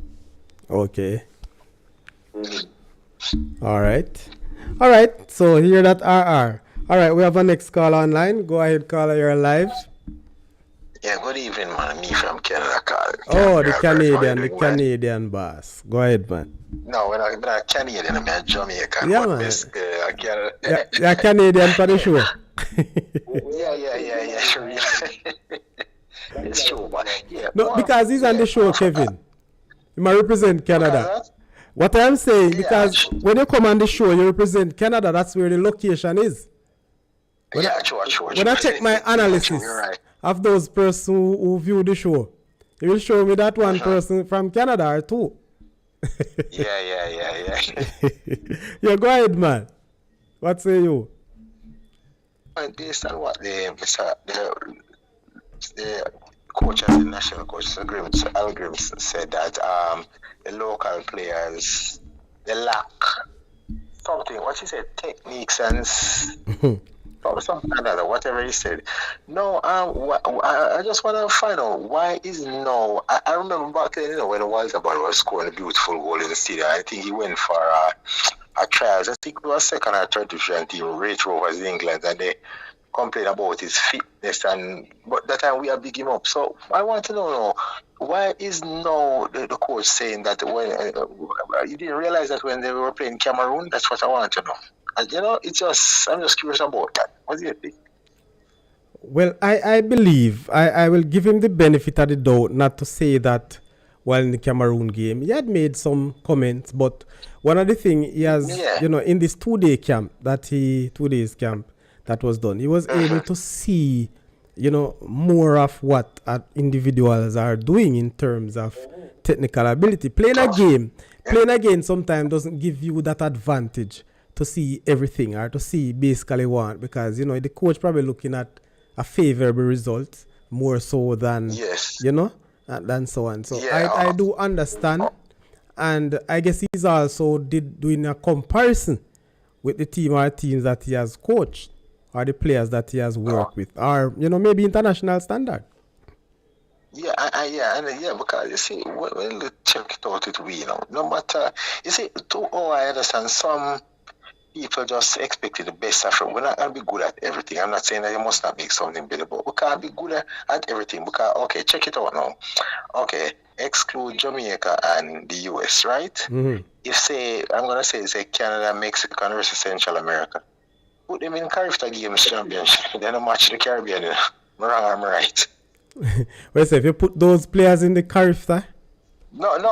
Yeah, there's got a country. What I'm saying, I know it's a different thing I'm talking about, but what I'm saying, I'm saying we're not going to be good at everything. What I'm saying, exclude Jamaica and the US. Oh, okay. And put Canada, Mexico, and the rest of Central America in Caribbean games, track and field. Mm-hmm. I don't think there'll be much to the Caribbean. You get what I'm saying? Yeah, and you're right. You're so right. You're so right on that. You're right on that, but because it's a football issue we're looking at, though, you just have to call a spade a spade. A spade. Yeah, that's what I'm saying. Because the Argentina and Brazil is very rare. Because one time I heard a man complain about some people talk when they listen to some of these things on YouTube. It's like they expect Jamaica to match up with Brazil. Because I heard a person said one time that Brazil exports so many players. They just expect the players to go to Europe like that. Brazil exports so many players to Europe. How many footballers Jamaica export?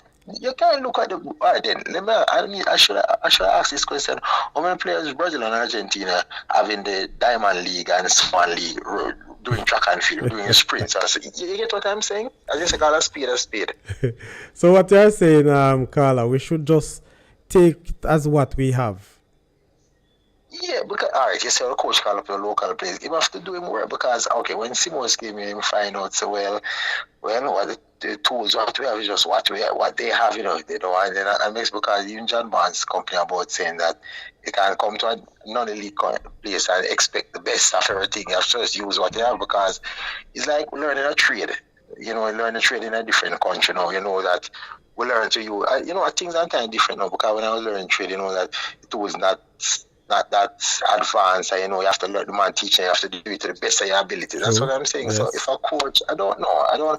Well, let's just see what this coach. You get what I'm saying? Yes, that's all true. But yes, Kevin. Kevin, want to respond to something that you said? Yes, Kevin. Yes, sir. I heard the caller said, and of course, you would have Hello? maybe answer. Yeah, is there? Can you hear him? Kevin is talking. Yeah, I'm hearing him now. All right, go ahead, Kevin. Yeah, I'm hearing him now. Right, so you make mention that the coach should take them as they are, but we have to remember that when you come to a national senior team, there are certain things that you expect and there are certain things that you don't want to see. And it is very important, and I think that's one of the things that we're not doing in Jamaica. We are not paying much attention to our youth football. And the coach mentioned about the technical aspect of the players. And this is where we teach at that age group. 6 come right up, where we teach those youngsters the fundamentals, the basics, right? And I think that is where we are lacking. We're not paying much attention to the youth program. So when the players come to the national team, the coach should not see these details with them. Once we have a good youth program, because these things would have been taught at that age group. So for a coach to come and see these problems, then of course we speak about them, because these problems is something that we should not have been seen. Right. Okay. I understand what you're saying. Okay. Yeah, I'm talking about the national team. I wonder what I just want to know what he's gonna have with the foreign-born players and the local. How he's gonna handle that. That's the key issue I'm looking at when it comes to the national team. Because as I said, the local players, when it's hard for them to mesh with the foreign-born players who weren't raised in Jamaica. You understand what I'm saying? Mm-hmm. It's hard. It's hard for them because they look ordinary most of the time.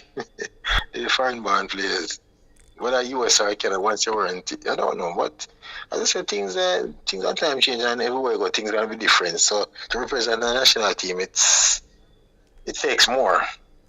Yes, that's more true. One thing for sure. What you're saying? One thing for sure, though, Carla, coach will have enough time on his hand, I believe, to get a set of players together. Yeah. Not just for a 2-day camps, because you're gonna get the overseas players together. That it have to be off season, or should I say out of competition, and waited until the FIFA dates and so on. But the fact that we have basically 3.5 years, or if you want to even still call it 4 years, to prepare for the next World Cup, knowingly that we have a very, very good chance of qualifying for the next World Cup. That should be some level of understanding coming from the coach or the coaching team. So with time, I think we have to give him time. Nothing will come too easy, because we know that it's not gonna be easy, but because the other team shall return, those other teams shall not, because Canada, US, Mexico, they're the other team, because we were in tough group already during France 90, and we survived. So Mexico and Honduras, so we survived it out. It's not gonna be easy. Not gonna be easy. Some people think so, because they think because Canada and the US not there, and Mexico, it's not gonna be easy. The Panama, the El Salvador, the Honduras, Guatemala, they shall return. And they are looking on just like how Jamaica looking on, They are looking that they have the perfect opportunity too.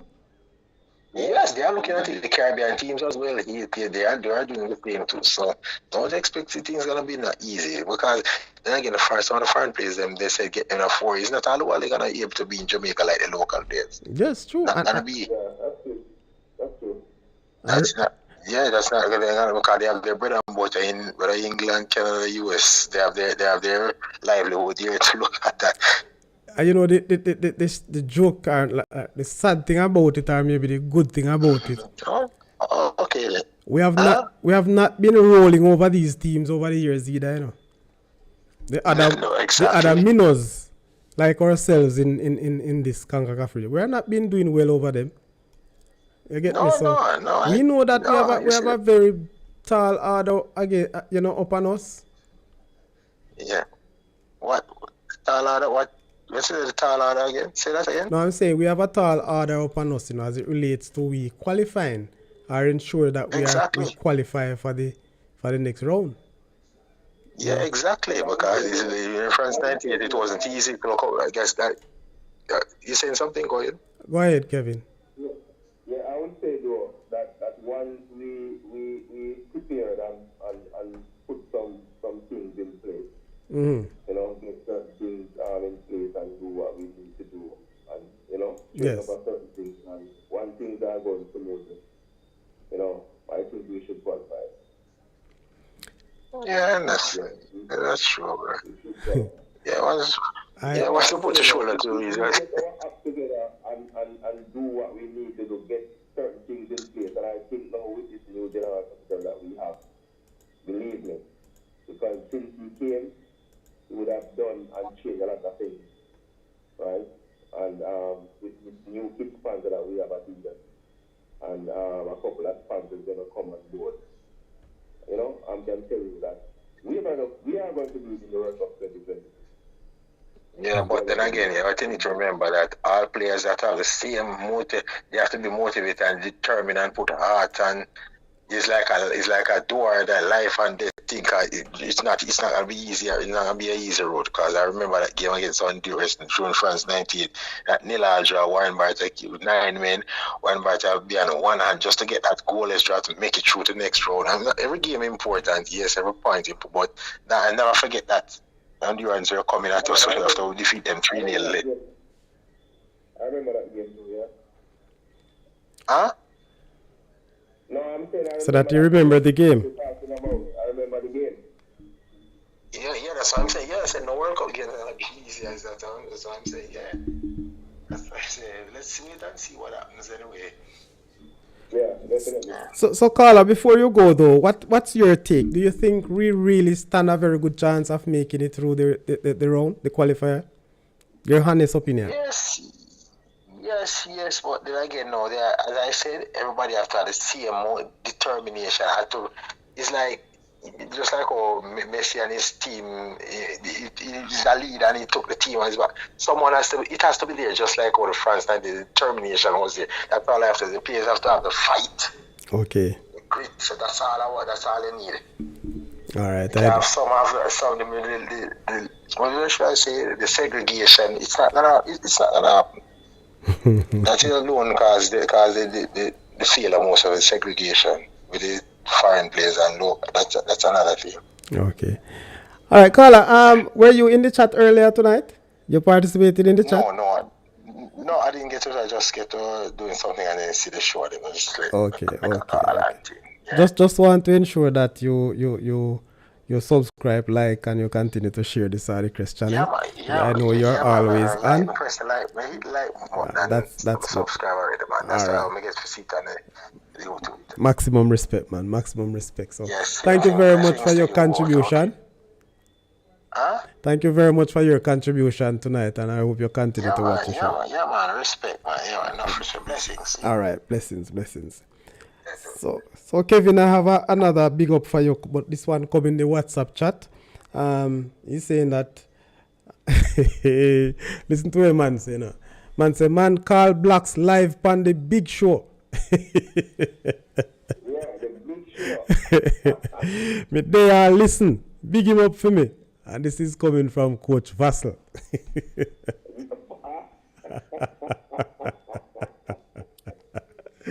I tell you, we have it going, boss. Respect Vassell. You don't know. Yeah, man.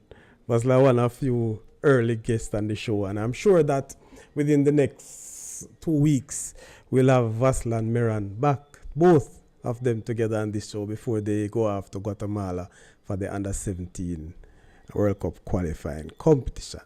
However, we just have a few minutes to go, so let's take Blacks into the final segment. And I must say again, so far, thank you very much for staying with us for the course of this time. All right, so Blacks, as it relates to you now and your CONCACAF region, I've stopped you to state what you were doing in CONCACAF. So I want you to say that, and then I have a final question for you. All right. So I would have recommended by my referral department in Jamaica, and I want to big up Victor Stewart, Dave Meeker, and all those persons who are part of the assessment and instructing panel in Jamaica. Yes. So I was in, well, CONCACAF asked for assessor to come to go in training, and of course I was recommended by federation through the referral department.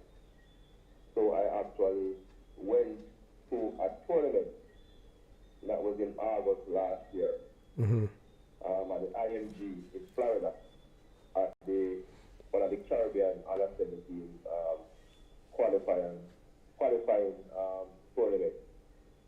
And of course I do the assessment there, where I did maybe 5 games. I assessed 5 games.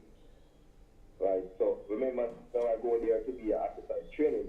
Right. Of course, assessor in training should be go to the game with the assessor, listen to the assessor, and then he will help you, you will see the report, and then you will learn from that. But that didn't happen. I go there and I was assessing games.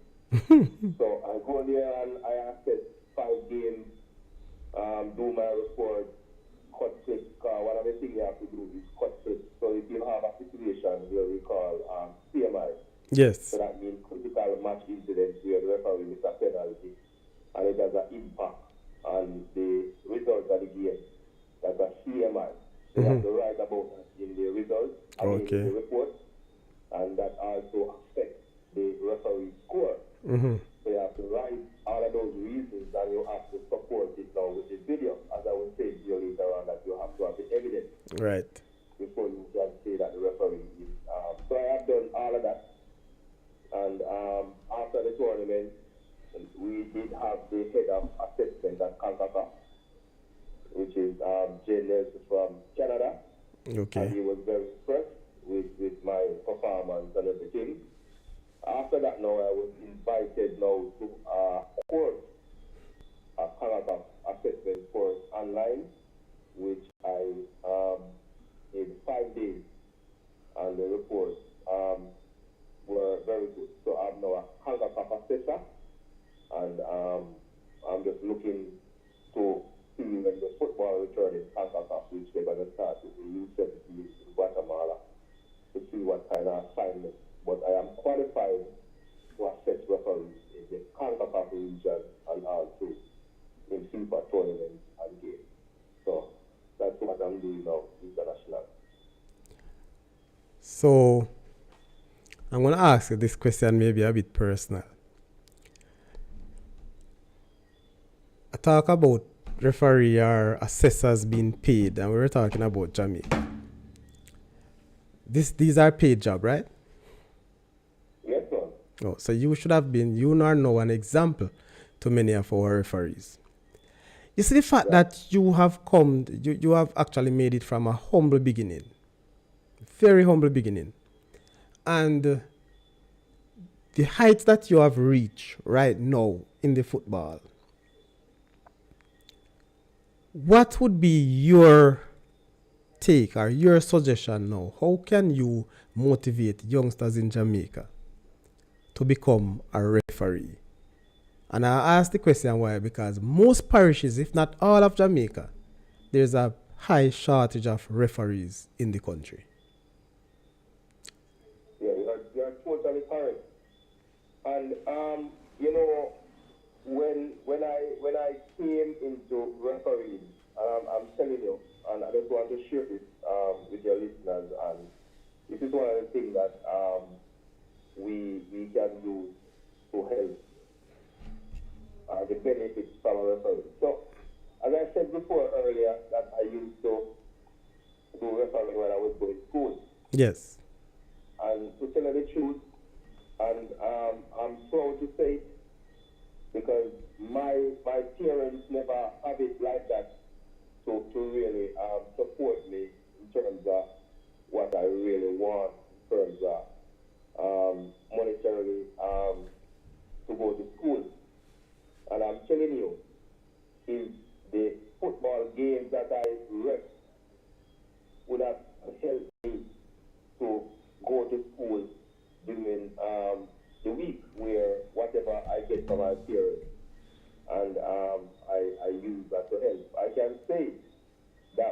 was going to garden myself, I remember, and I want to lift my hat because one thing I'm sure that I grew up with my father, late preferred Morrison, Yes. and I can ensure that every morning I'm going to get my $50 from it. $20 from a fare, I used to take the Beverly bus. I used to pay 20 go and 20 come. That means I only have $10 for the entire day. Right, so with the help of God, because I remember God, they have a program, not a program, but I remember the principal or the vice principal. Her name is Miss Gale. Yes. She used to ensure that I get my lunch every day from the cafeteria, right? And that little money that I use to assist me now is the money I get from referees. So it really helps you a lot. Okay. And that's one of the things that you get.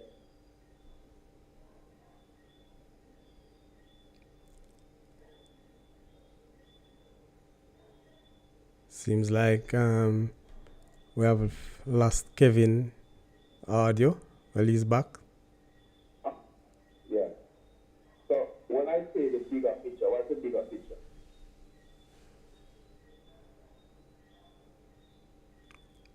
So, Kevin, you have been going in and out. I'm not sure what's happening on your side. I don't know if it's my internet. All I right. don't know. You're back now. So, you're talking about the bigger picture. That's where you are. There you Right. are. So I'm speaking about this. Wow. What is happening? I don't know at all. Just you keep going in and out. Let me try again. Yes. Yeah, I don't know why. You're fine now. It's good now. I'm talking about the bigger picture, right? Mm-hmm. So, when we speak about the bigger picture, we are talking about don't just look at the local scene, look at the bigger picture. The bigger picture is to become a referee. Yes. For you to become a FIFA referee, then you have to perform locally, right? So one of the things that we have that we need to improve is the timely payment of referees getting their money. Okay. And you mentioned of that earlier, where sometimes when the referees work in the Premier League, they take months to get their money. And I can tell you that there's an improvement in that. So with the current president and his administration, they are working to get that where it is. And with our new head of referee, Carla Samuel, she's also going to work to get that situation fixed. So what we're talking about is that you joining the referee fraternity, you have to look at the picture where you move to the FIFA level. And I can tell you, when you move to the FIFA level, that's where it starts, right? And they always say that the higher the monkey climb, the more the sport, right? So when you reach the FIFA level, this is more demanding on you as a match official in terms of performing your performance, your fitness, and it's the whole work. But one of the things is great about it is the monetary that you receive from being a FIFA referee. So once you travel the world, I can tell you that I would have traveled to all places in the Caribbean. I would have traveled to maybe 99% or maybe all of the countries in CONCACAF, right? As a referee gave me that opportunity to travel the world. I can travel, and when I travel most times first class. I sit in the first class and I cut my foot up. I have beer, I have this, I have that. Refereeing gives me that opportunity. When you go to these tournaments, whether it is a 4-day or it is a 5-day or a 2-week, you get at least $250 per day. When you do a FIFA tournament, you get $500 per day.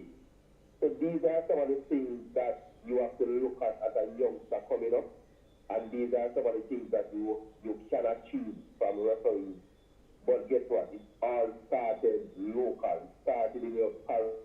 It started in your Premier League game, the performance, the sacrifice. So don't look at you not getting paid the 2 or 3 or 4 or 5 weeks, but look to say that Mm-hmm. and I'm not going to make anything stop me. And when I get to FIFA, because FIFA take like 2 weeks to pay you. They don't take long like what used to happen, as I said before, because these things are gradually moving. But these are some of the benefits that you get to become a FIFA. Travel the world, you get good monetarily benefits, you get to meet people, the whole world. So, those are some of the things that, we have to look at when you become a referee. So I hope that would help. But so Kevin, you say FIFA pay you like 2 weeks? Takes 2 weeks? After the game, yeah, FIFA pay 2 or 3 weeks after. Okay. Not more than a month. They not take more than a month to pay. More than a month. Before, they're not going to take longer than a month to pay. So basically you need to tell the people them say it's a month's salary though, so don't expect to get paid after match. Maybe that's one of the things, and I said this to you because I've never heard any referees or the referee association, I've never said it never happened, but I've never heard it, where they explain to us, just like what you are saying, and you're giving us what the compensation is all about. Because I've never heard about you getting $500 per match. And I say you, the referee, or you get $250 per match. Day, not per match.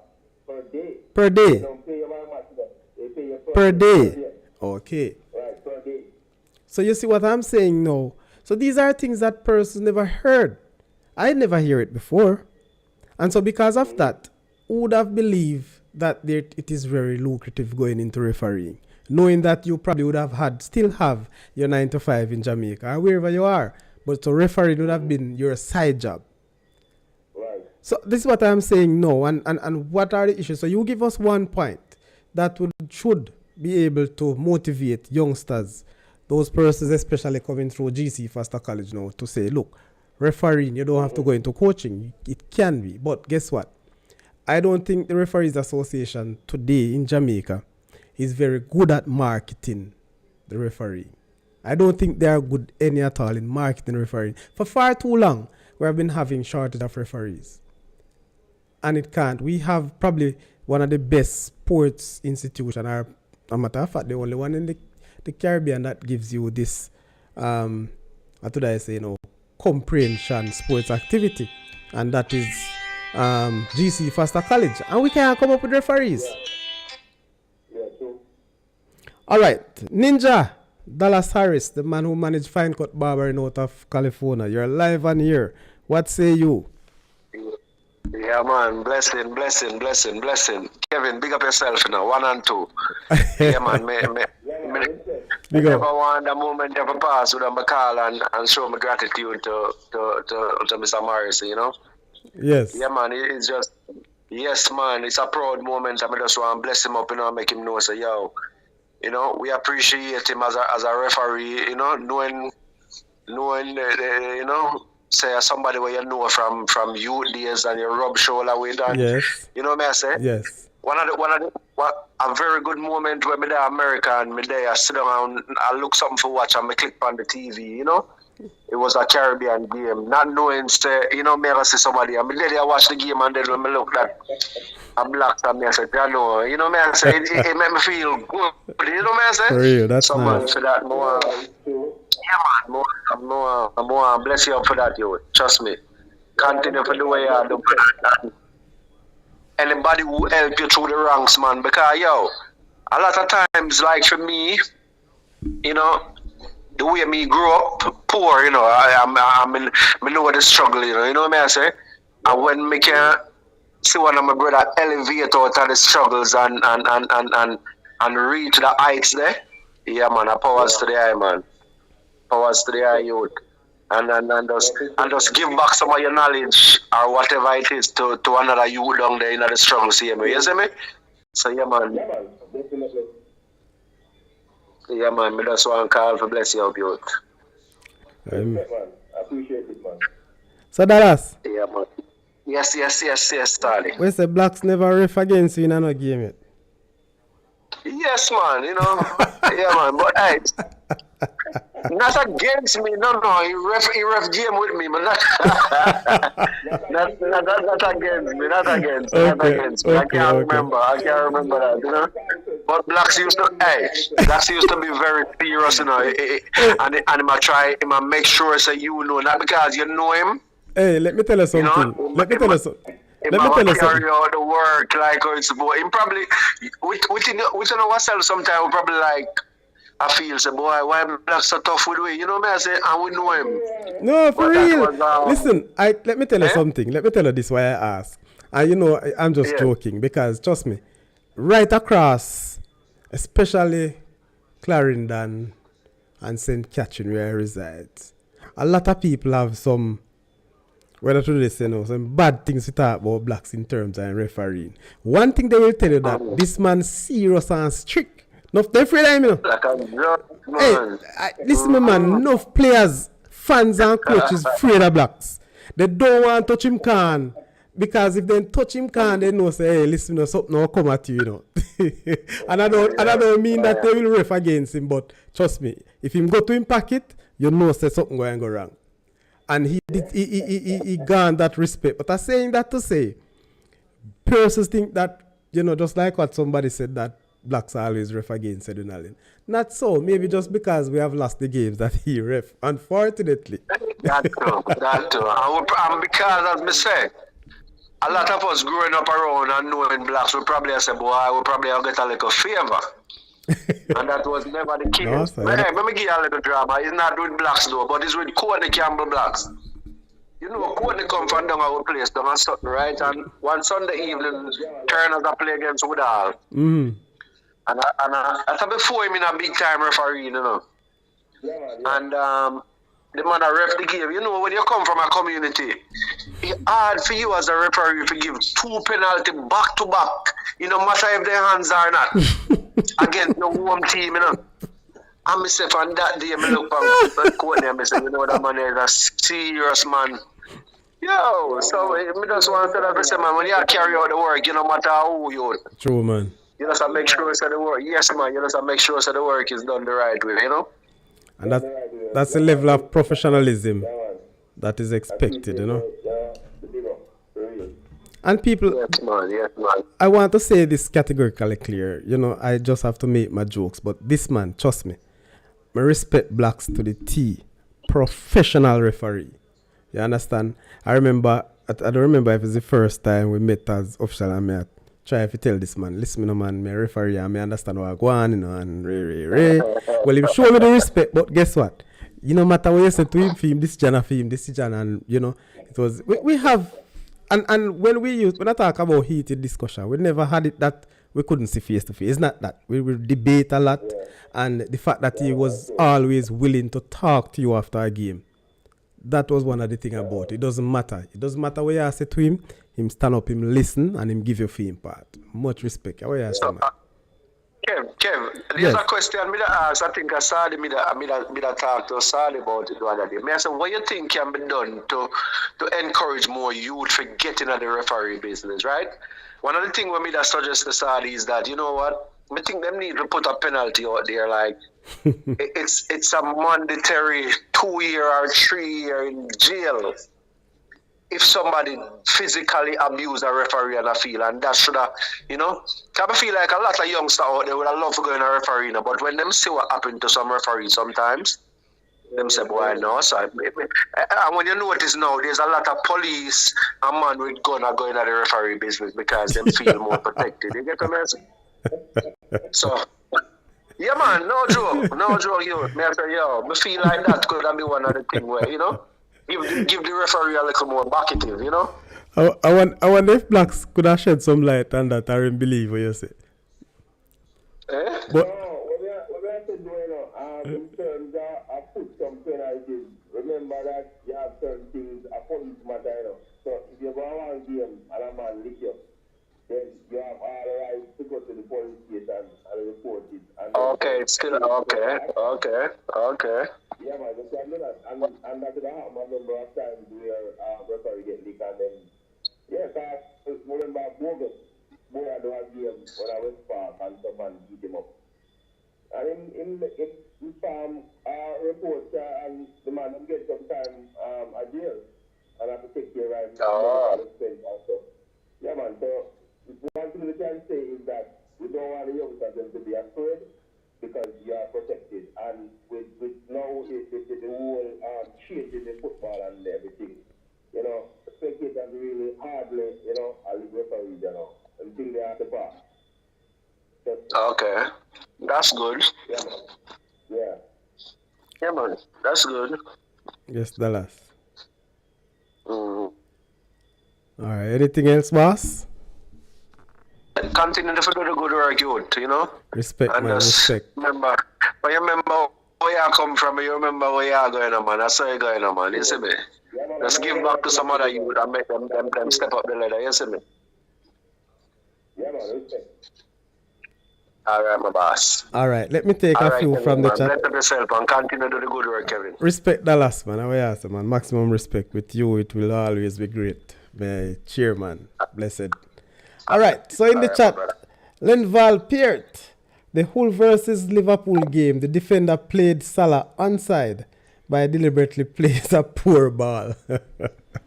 Listen, what I am saying, Lenval, I am not saying that the defender it's a header that he head back towards his goal, but what I was looking at is the line to which Salah was.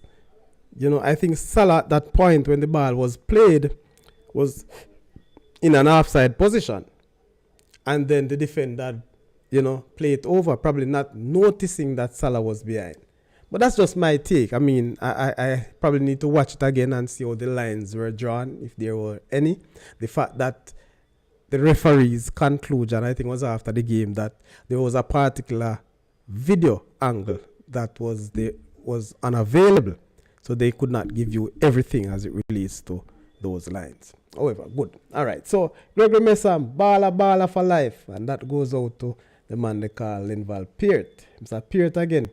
There was a goal incident that was overruled by VAR. The corner kick situation that would have given Hull the win.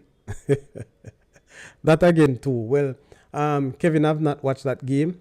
Probably Kevin a move like me now. These days him can't bother watch Liverpool if him not have nothing to do. So maybe you see it? He has not.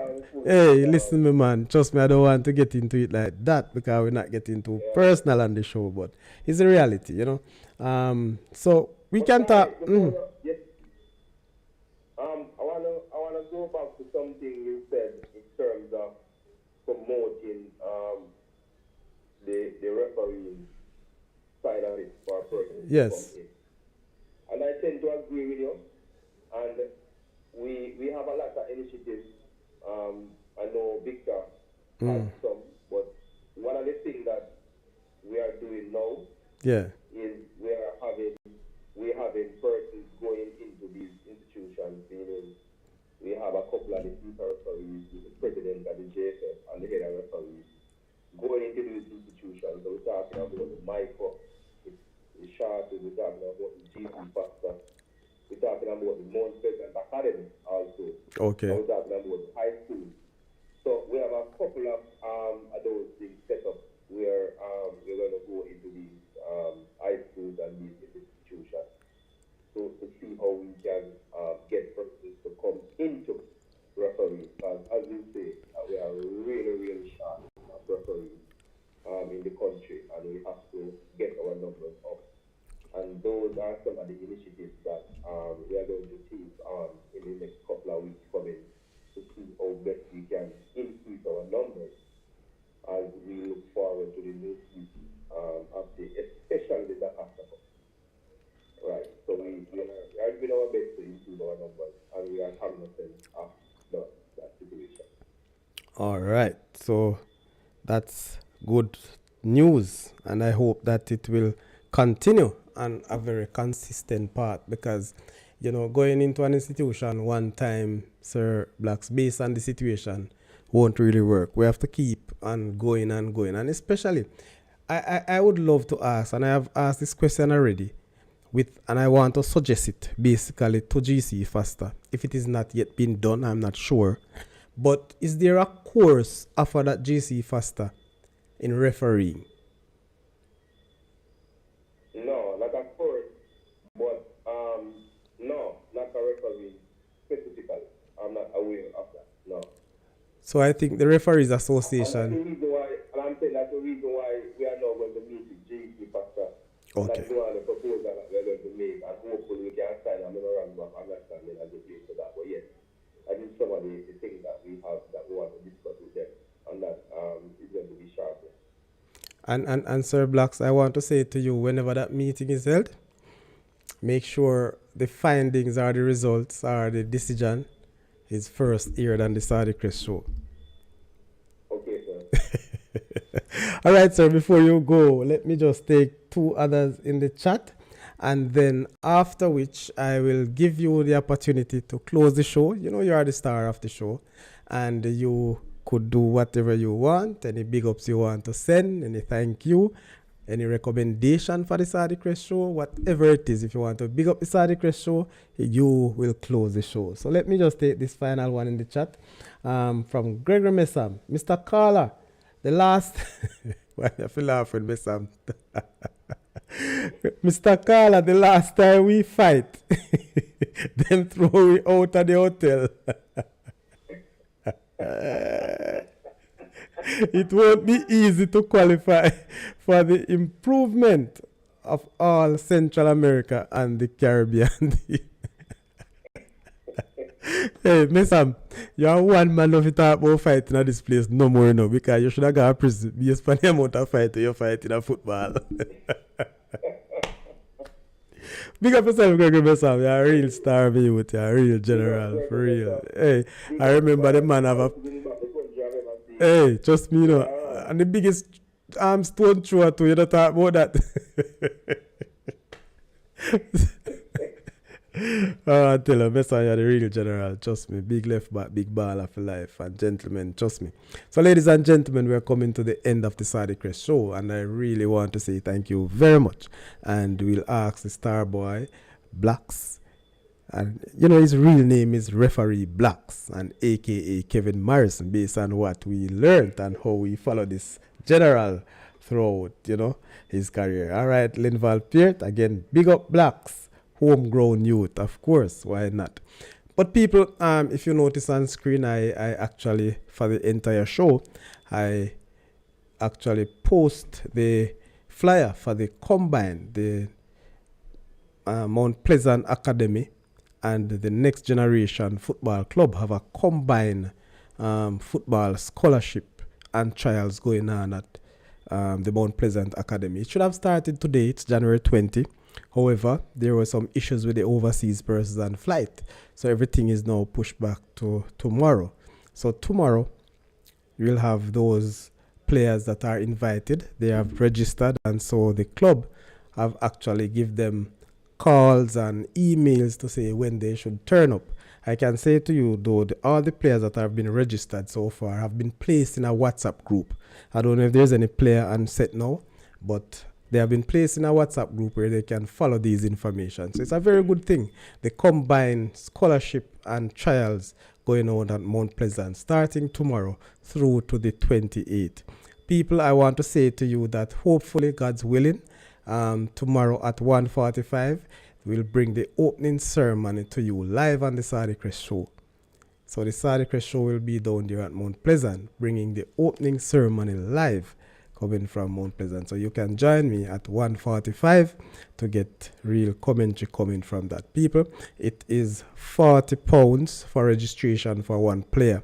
And I must say thank you very much to Mount Pleasant for affording me initially one spot for any player of my choice. And today they have given me another 4 spots. So I can tell you I have made contact with 5 players now who will participate in that combined scholarship. Will give themselves an opportunity to make it through. So 4 of those players that I have looked at and have invited are from the Edwin Allen High School, and the names Clayton Peck, Alwyn Bryan, I think Jovan Thompson, and Tajay Bailey. Those are players coming from the Edwin Allen setup, and one Kaleem Price coming from Charlie Mount from the Yorton area. So these are the players that who have submitted and they will participate, giving themselves an opportunity to be chosen, whether it's a scholarship or to a semi or a pro club in and abroad. And most of those scouts, they are coming from US, UK, and Dubai. So people, if you are nearby, please you can join them. You can go there tomorrow, and please remember to join the Saudichress show at 1:45. God's willing and all be well, will bring you live and direct. Again, big up and welcome to you all, to all the first time viewers, and thank you very much for our sponsors who take the show. At this time, I'll ask Mr. Kevin Blackham Morrison to close the show. Whatever you have, uninterrupted, sir. It's your time. Okay, thank you very much. So first, I want to commend you, and I want to say big up to your sponsors, because without your sponsors, then you know the show would have not been possible. So thank your you. guest tonight, I want to use the opportunity to say congratulations to your sponsors, and I want to say to your listeners, because without the listeners, then of course the show wouldn't make any sense. True. So I want to say to your listeners, continue to listen to the Saudichress show. It is very informative, and I try my best. Even sometimes the time is maybe a little bit difficult, but I try my best to watch these shows. And of course, if at any time I think that I am forgetting, I can say my good friend Lee always send me the link. Right? So I want to say I want to say that in terms of my referee career, it's been a long one, and there are many persons who have contributed to my development. And I just want to make mention of a few. I want to say big up to Damion. I want to say big up to a couple of other persons like Rowan Sarbury and those persons who are instructors in Jamaica who would have helped my development. I want to say big up to the president, Michael Ricketts. He also played a role. I remember as a little youth going by Galaxy.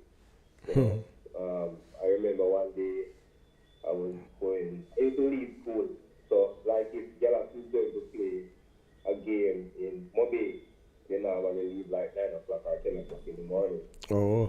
And I remember going over to the football house. Not the football house, we were leaving from Jimmy Chin house over by Trenton Road. And I remember there, and Mr. Ricketts said to me, hey, Mr. Boy, go in that bus and go on the one I see. And when it comes to these like multiple, then they just come out. Exactly, I did that. So Michael Ricketts is my friend. I want to pick him up because he has also would have played a role. I just want to say that for the persons who are out there who want to become referees, I want to say to you that the opportunities are great, right? And we are doing our endeavor best to improve what needs to be improved so persons can feel comfortable to come into referees. So we are doing a number of initiatives right now in terms of getting youngsters in the system, and we are going to have meetings with, the GC Pastor, the MICO, and some of those institutions to see if we can get referees. So we really need referees, and any of your listeners, if you know any youngsters, you can contact the Caribbean Football Association, or you can contact me. I can get the message. I don't remember the numbers now that you can call in Jamaica, but we need referees in the system, and if you know of any youngster, you can always recommend that person to us so we can get that person in. So again, I want to say thank you for me to be a part of the show. It would be remiss of me if I didn't mention about our upcoming events, and I'm talking about the Garden High School and also our alumni in the New York. So we're going to have a cookout in Florida. So if you are in Florida listening to this program, it's on the 18th of February. I'm going to have it at the West Palm Beach. that area. So if you are interested, you can just come out and support the Garvey Master alumni fundraiser. And we also going to have our celebration, 43rd celebration anniversary, and that is going to be from May 14th to the 21st, where we'll start and we start the church service. We're going to have interaction day with past students and present. We're going to have fun run. We're going to have presentation and ceremony where we're going to have awards. We're going to award persons who have made significant contributions to the school, and some of our top persons who have reached heights. And we're going to have on the Sunday, we're going to have a lunch. So, persons who are listening, and if you know any Garvey students, you can pass on this information to them.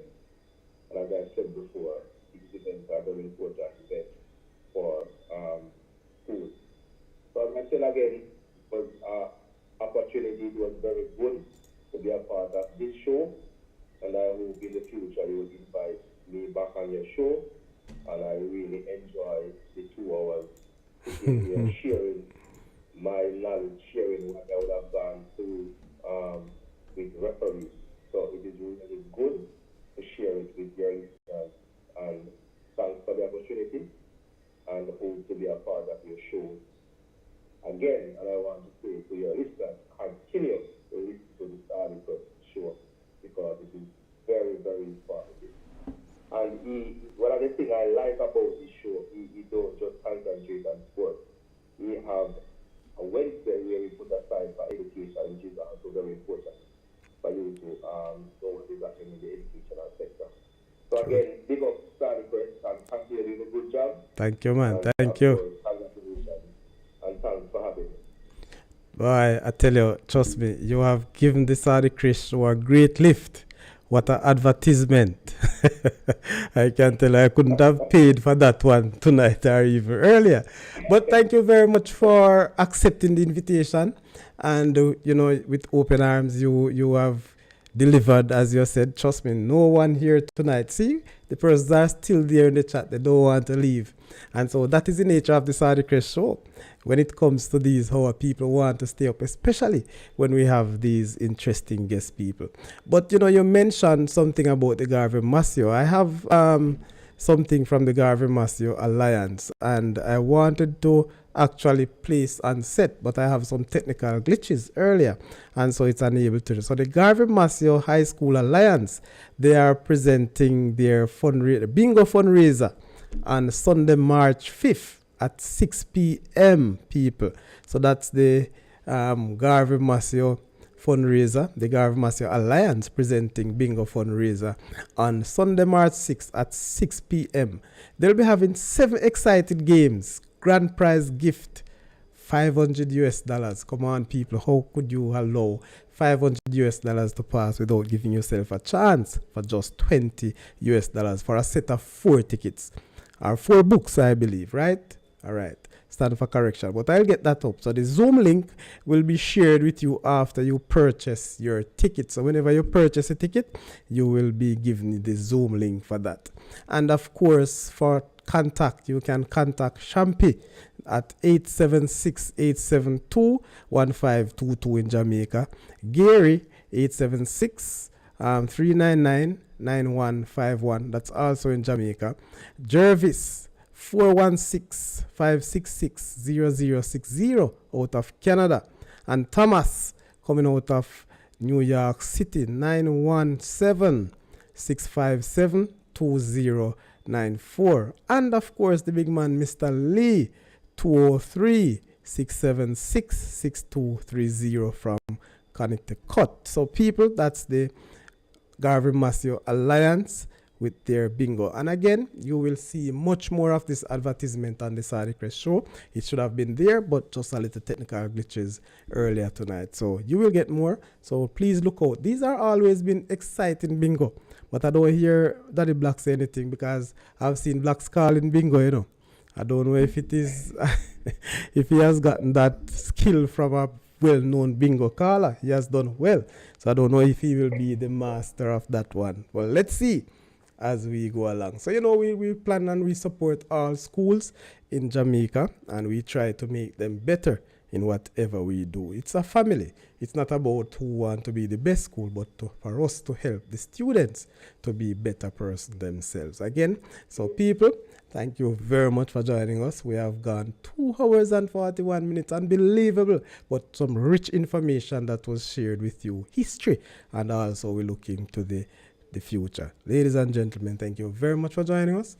Until then, I see you on Monday, same time, same place, with another interesting guest. So thank you very much as we go, and God bless you all.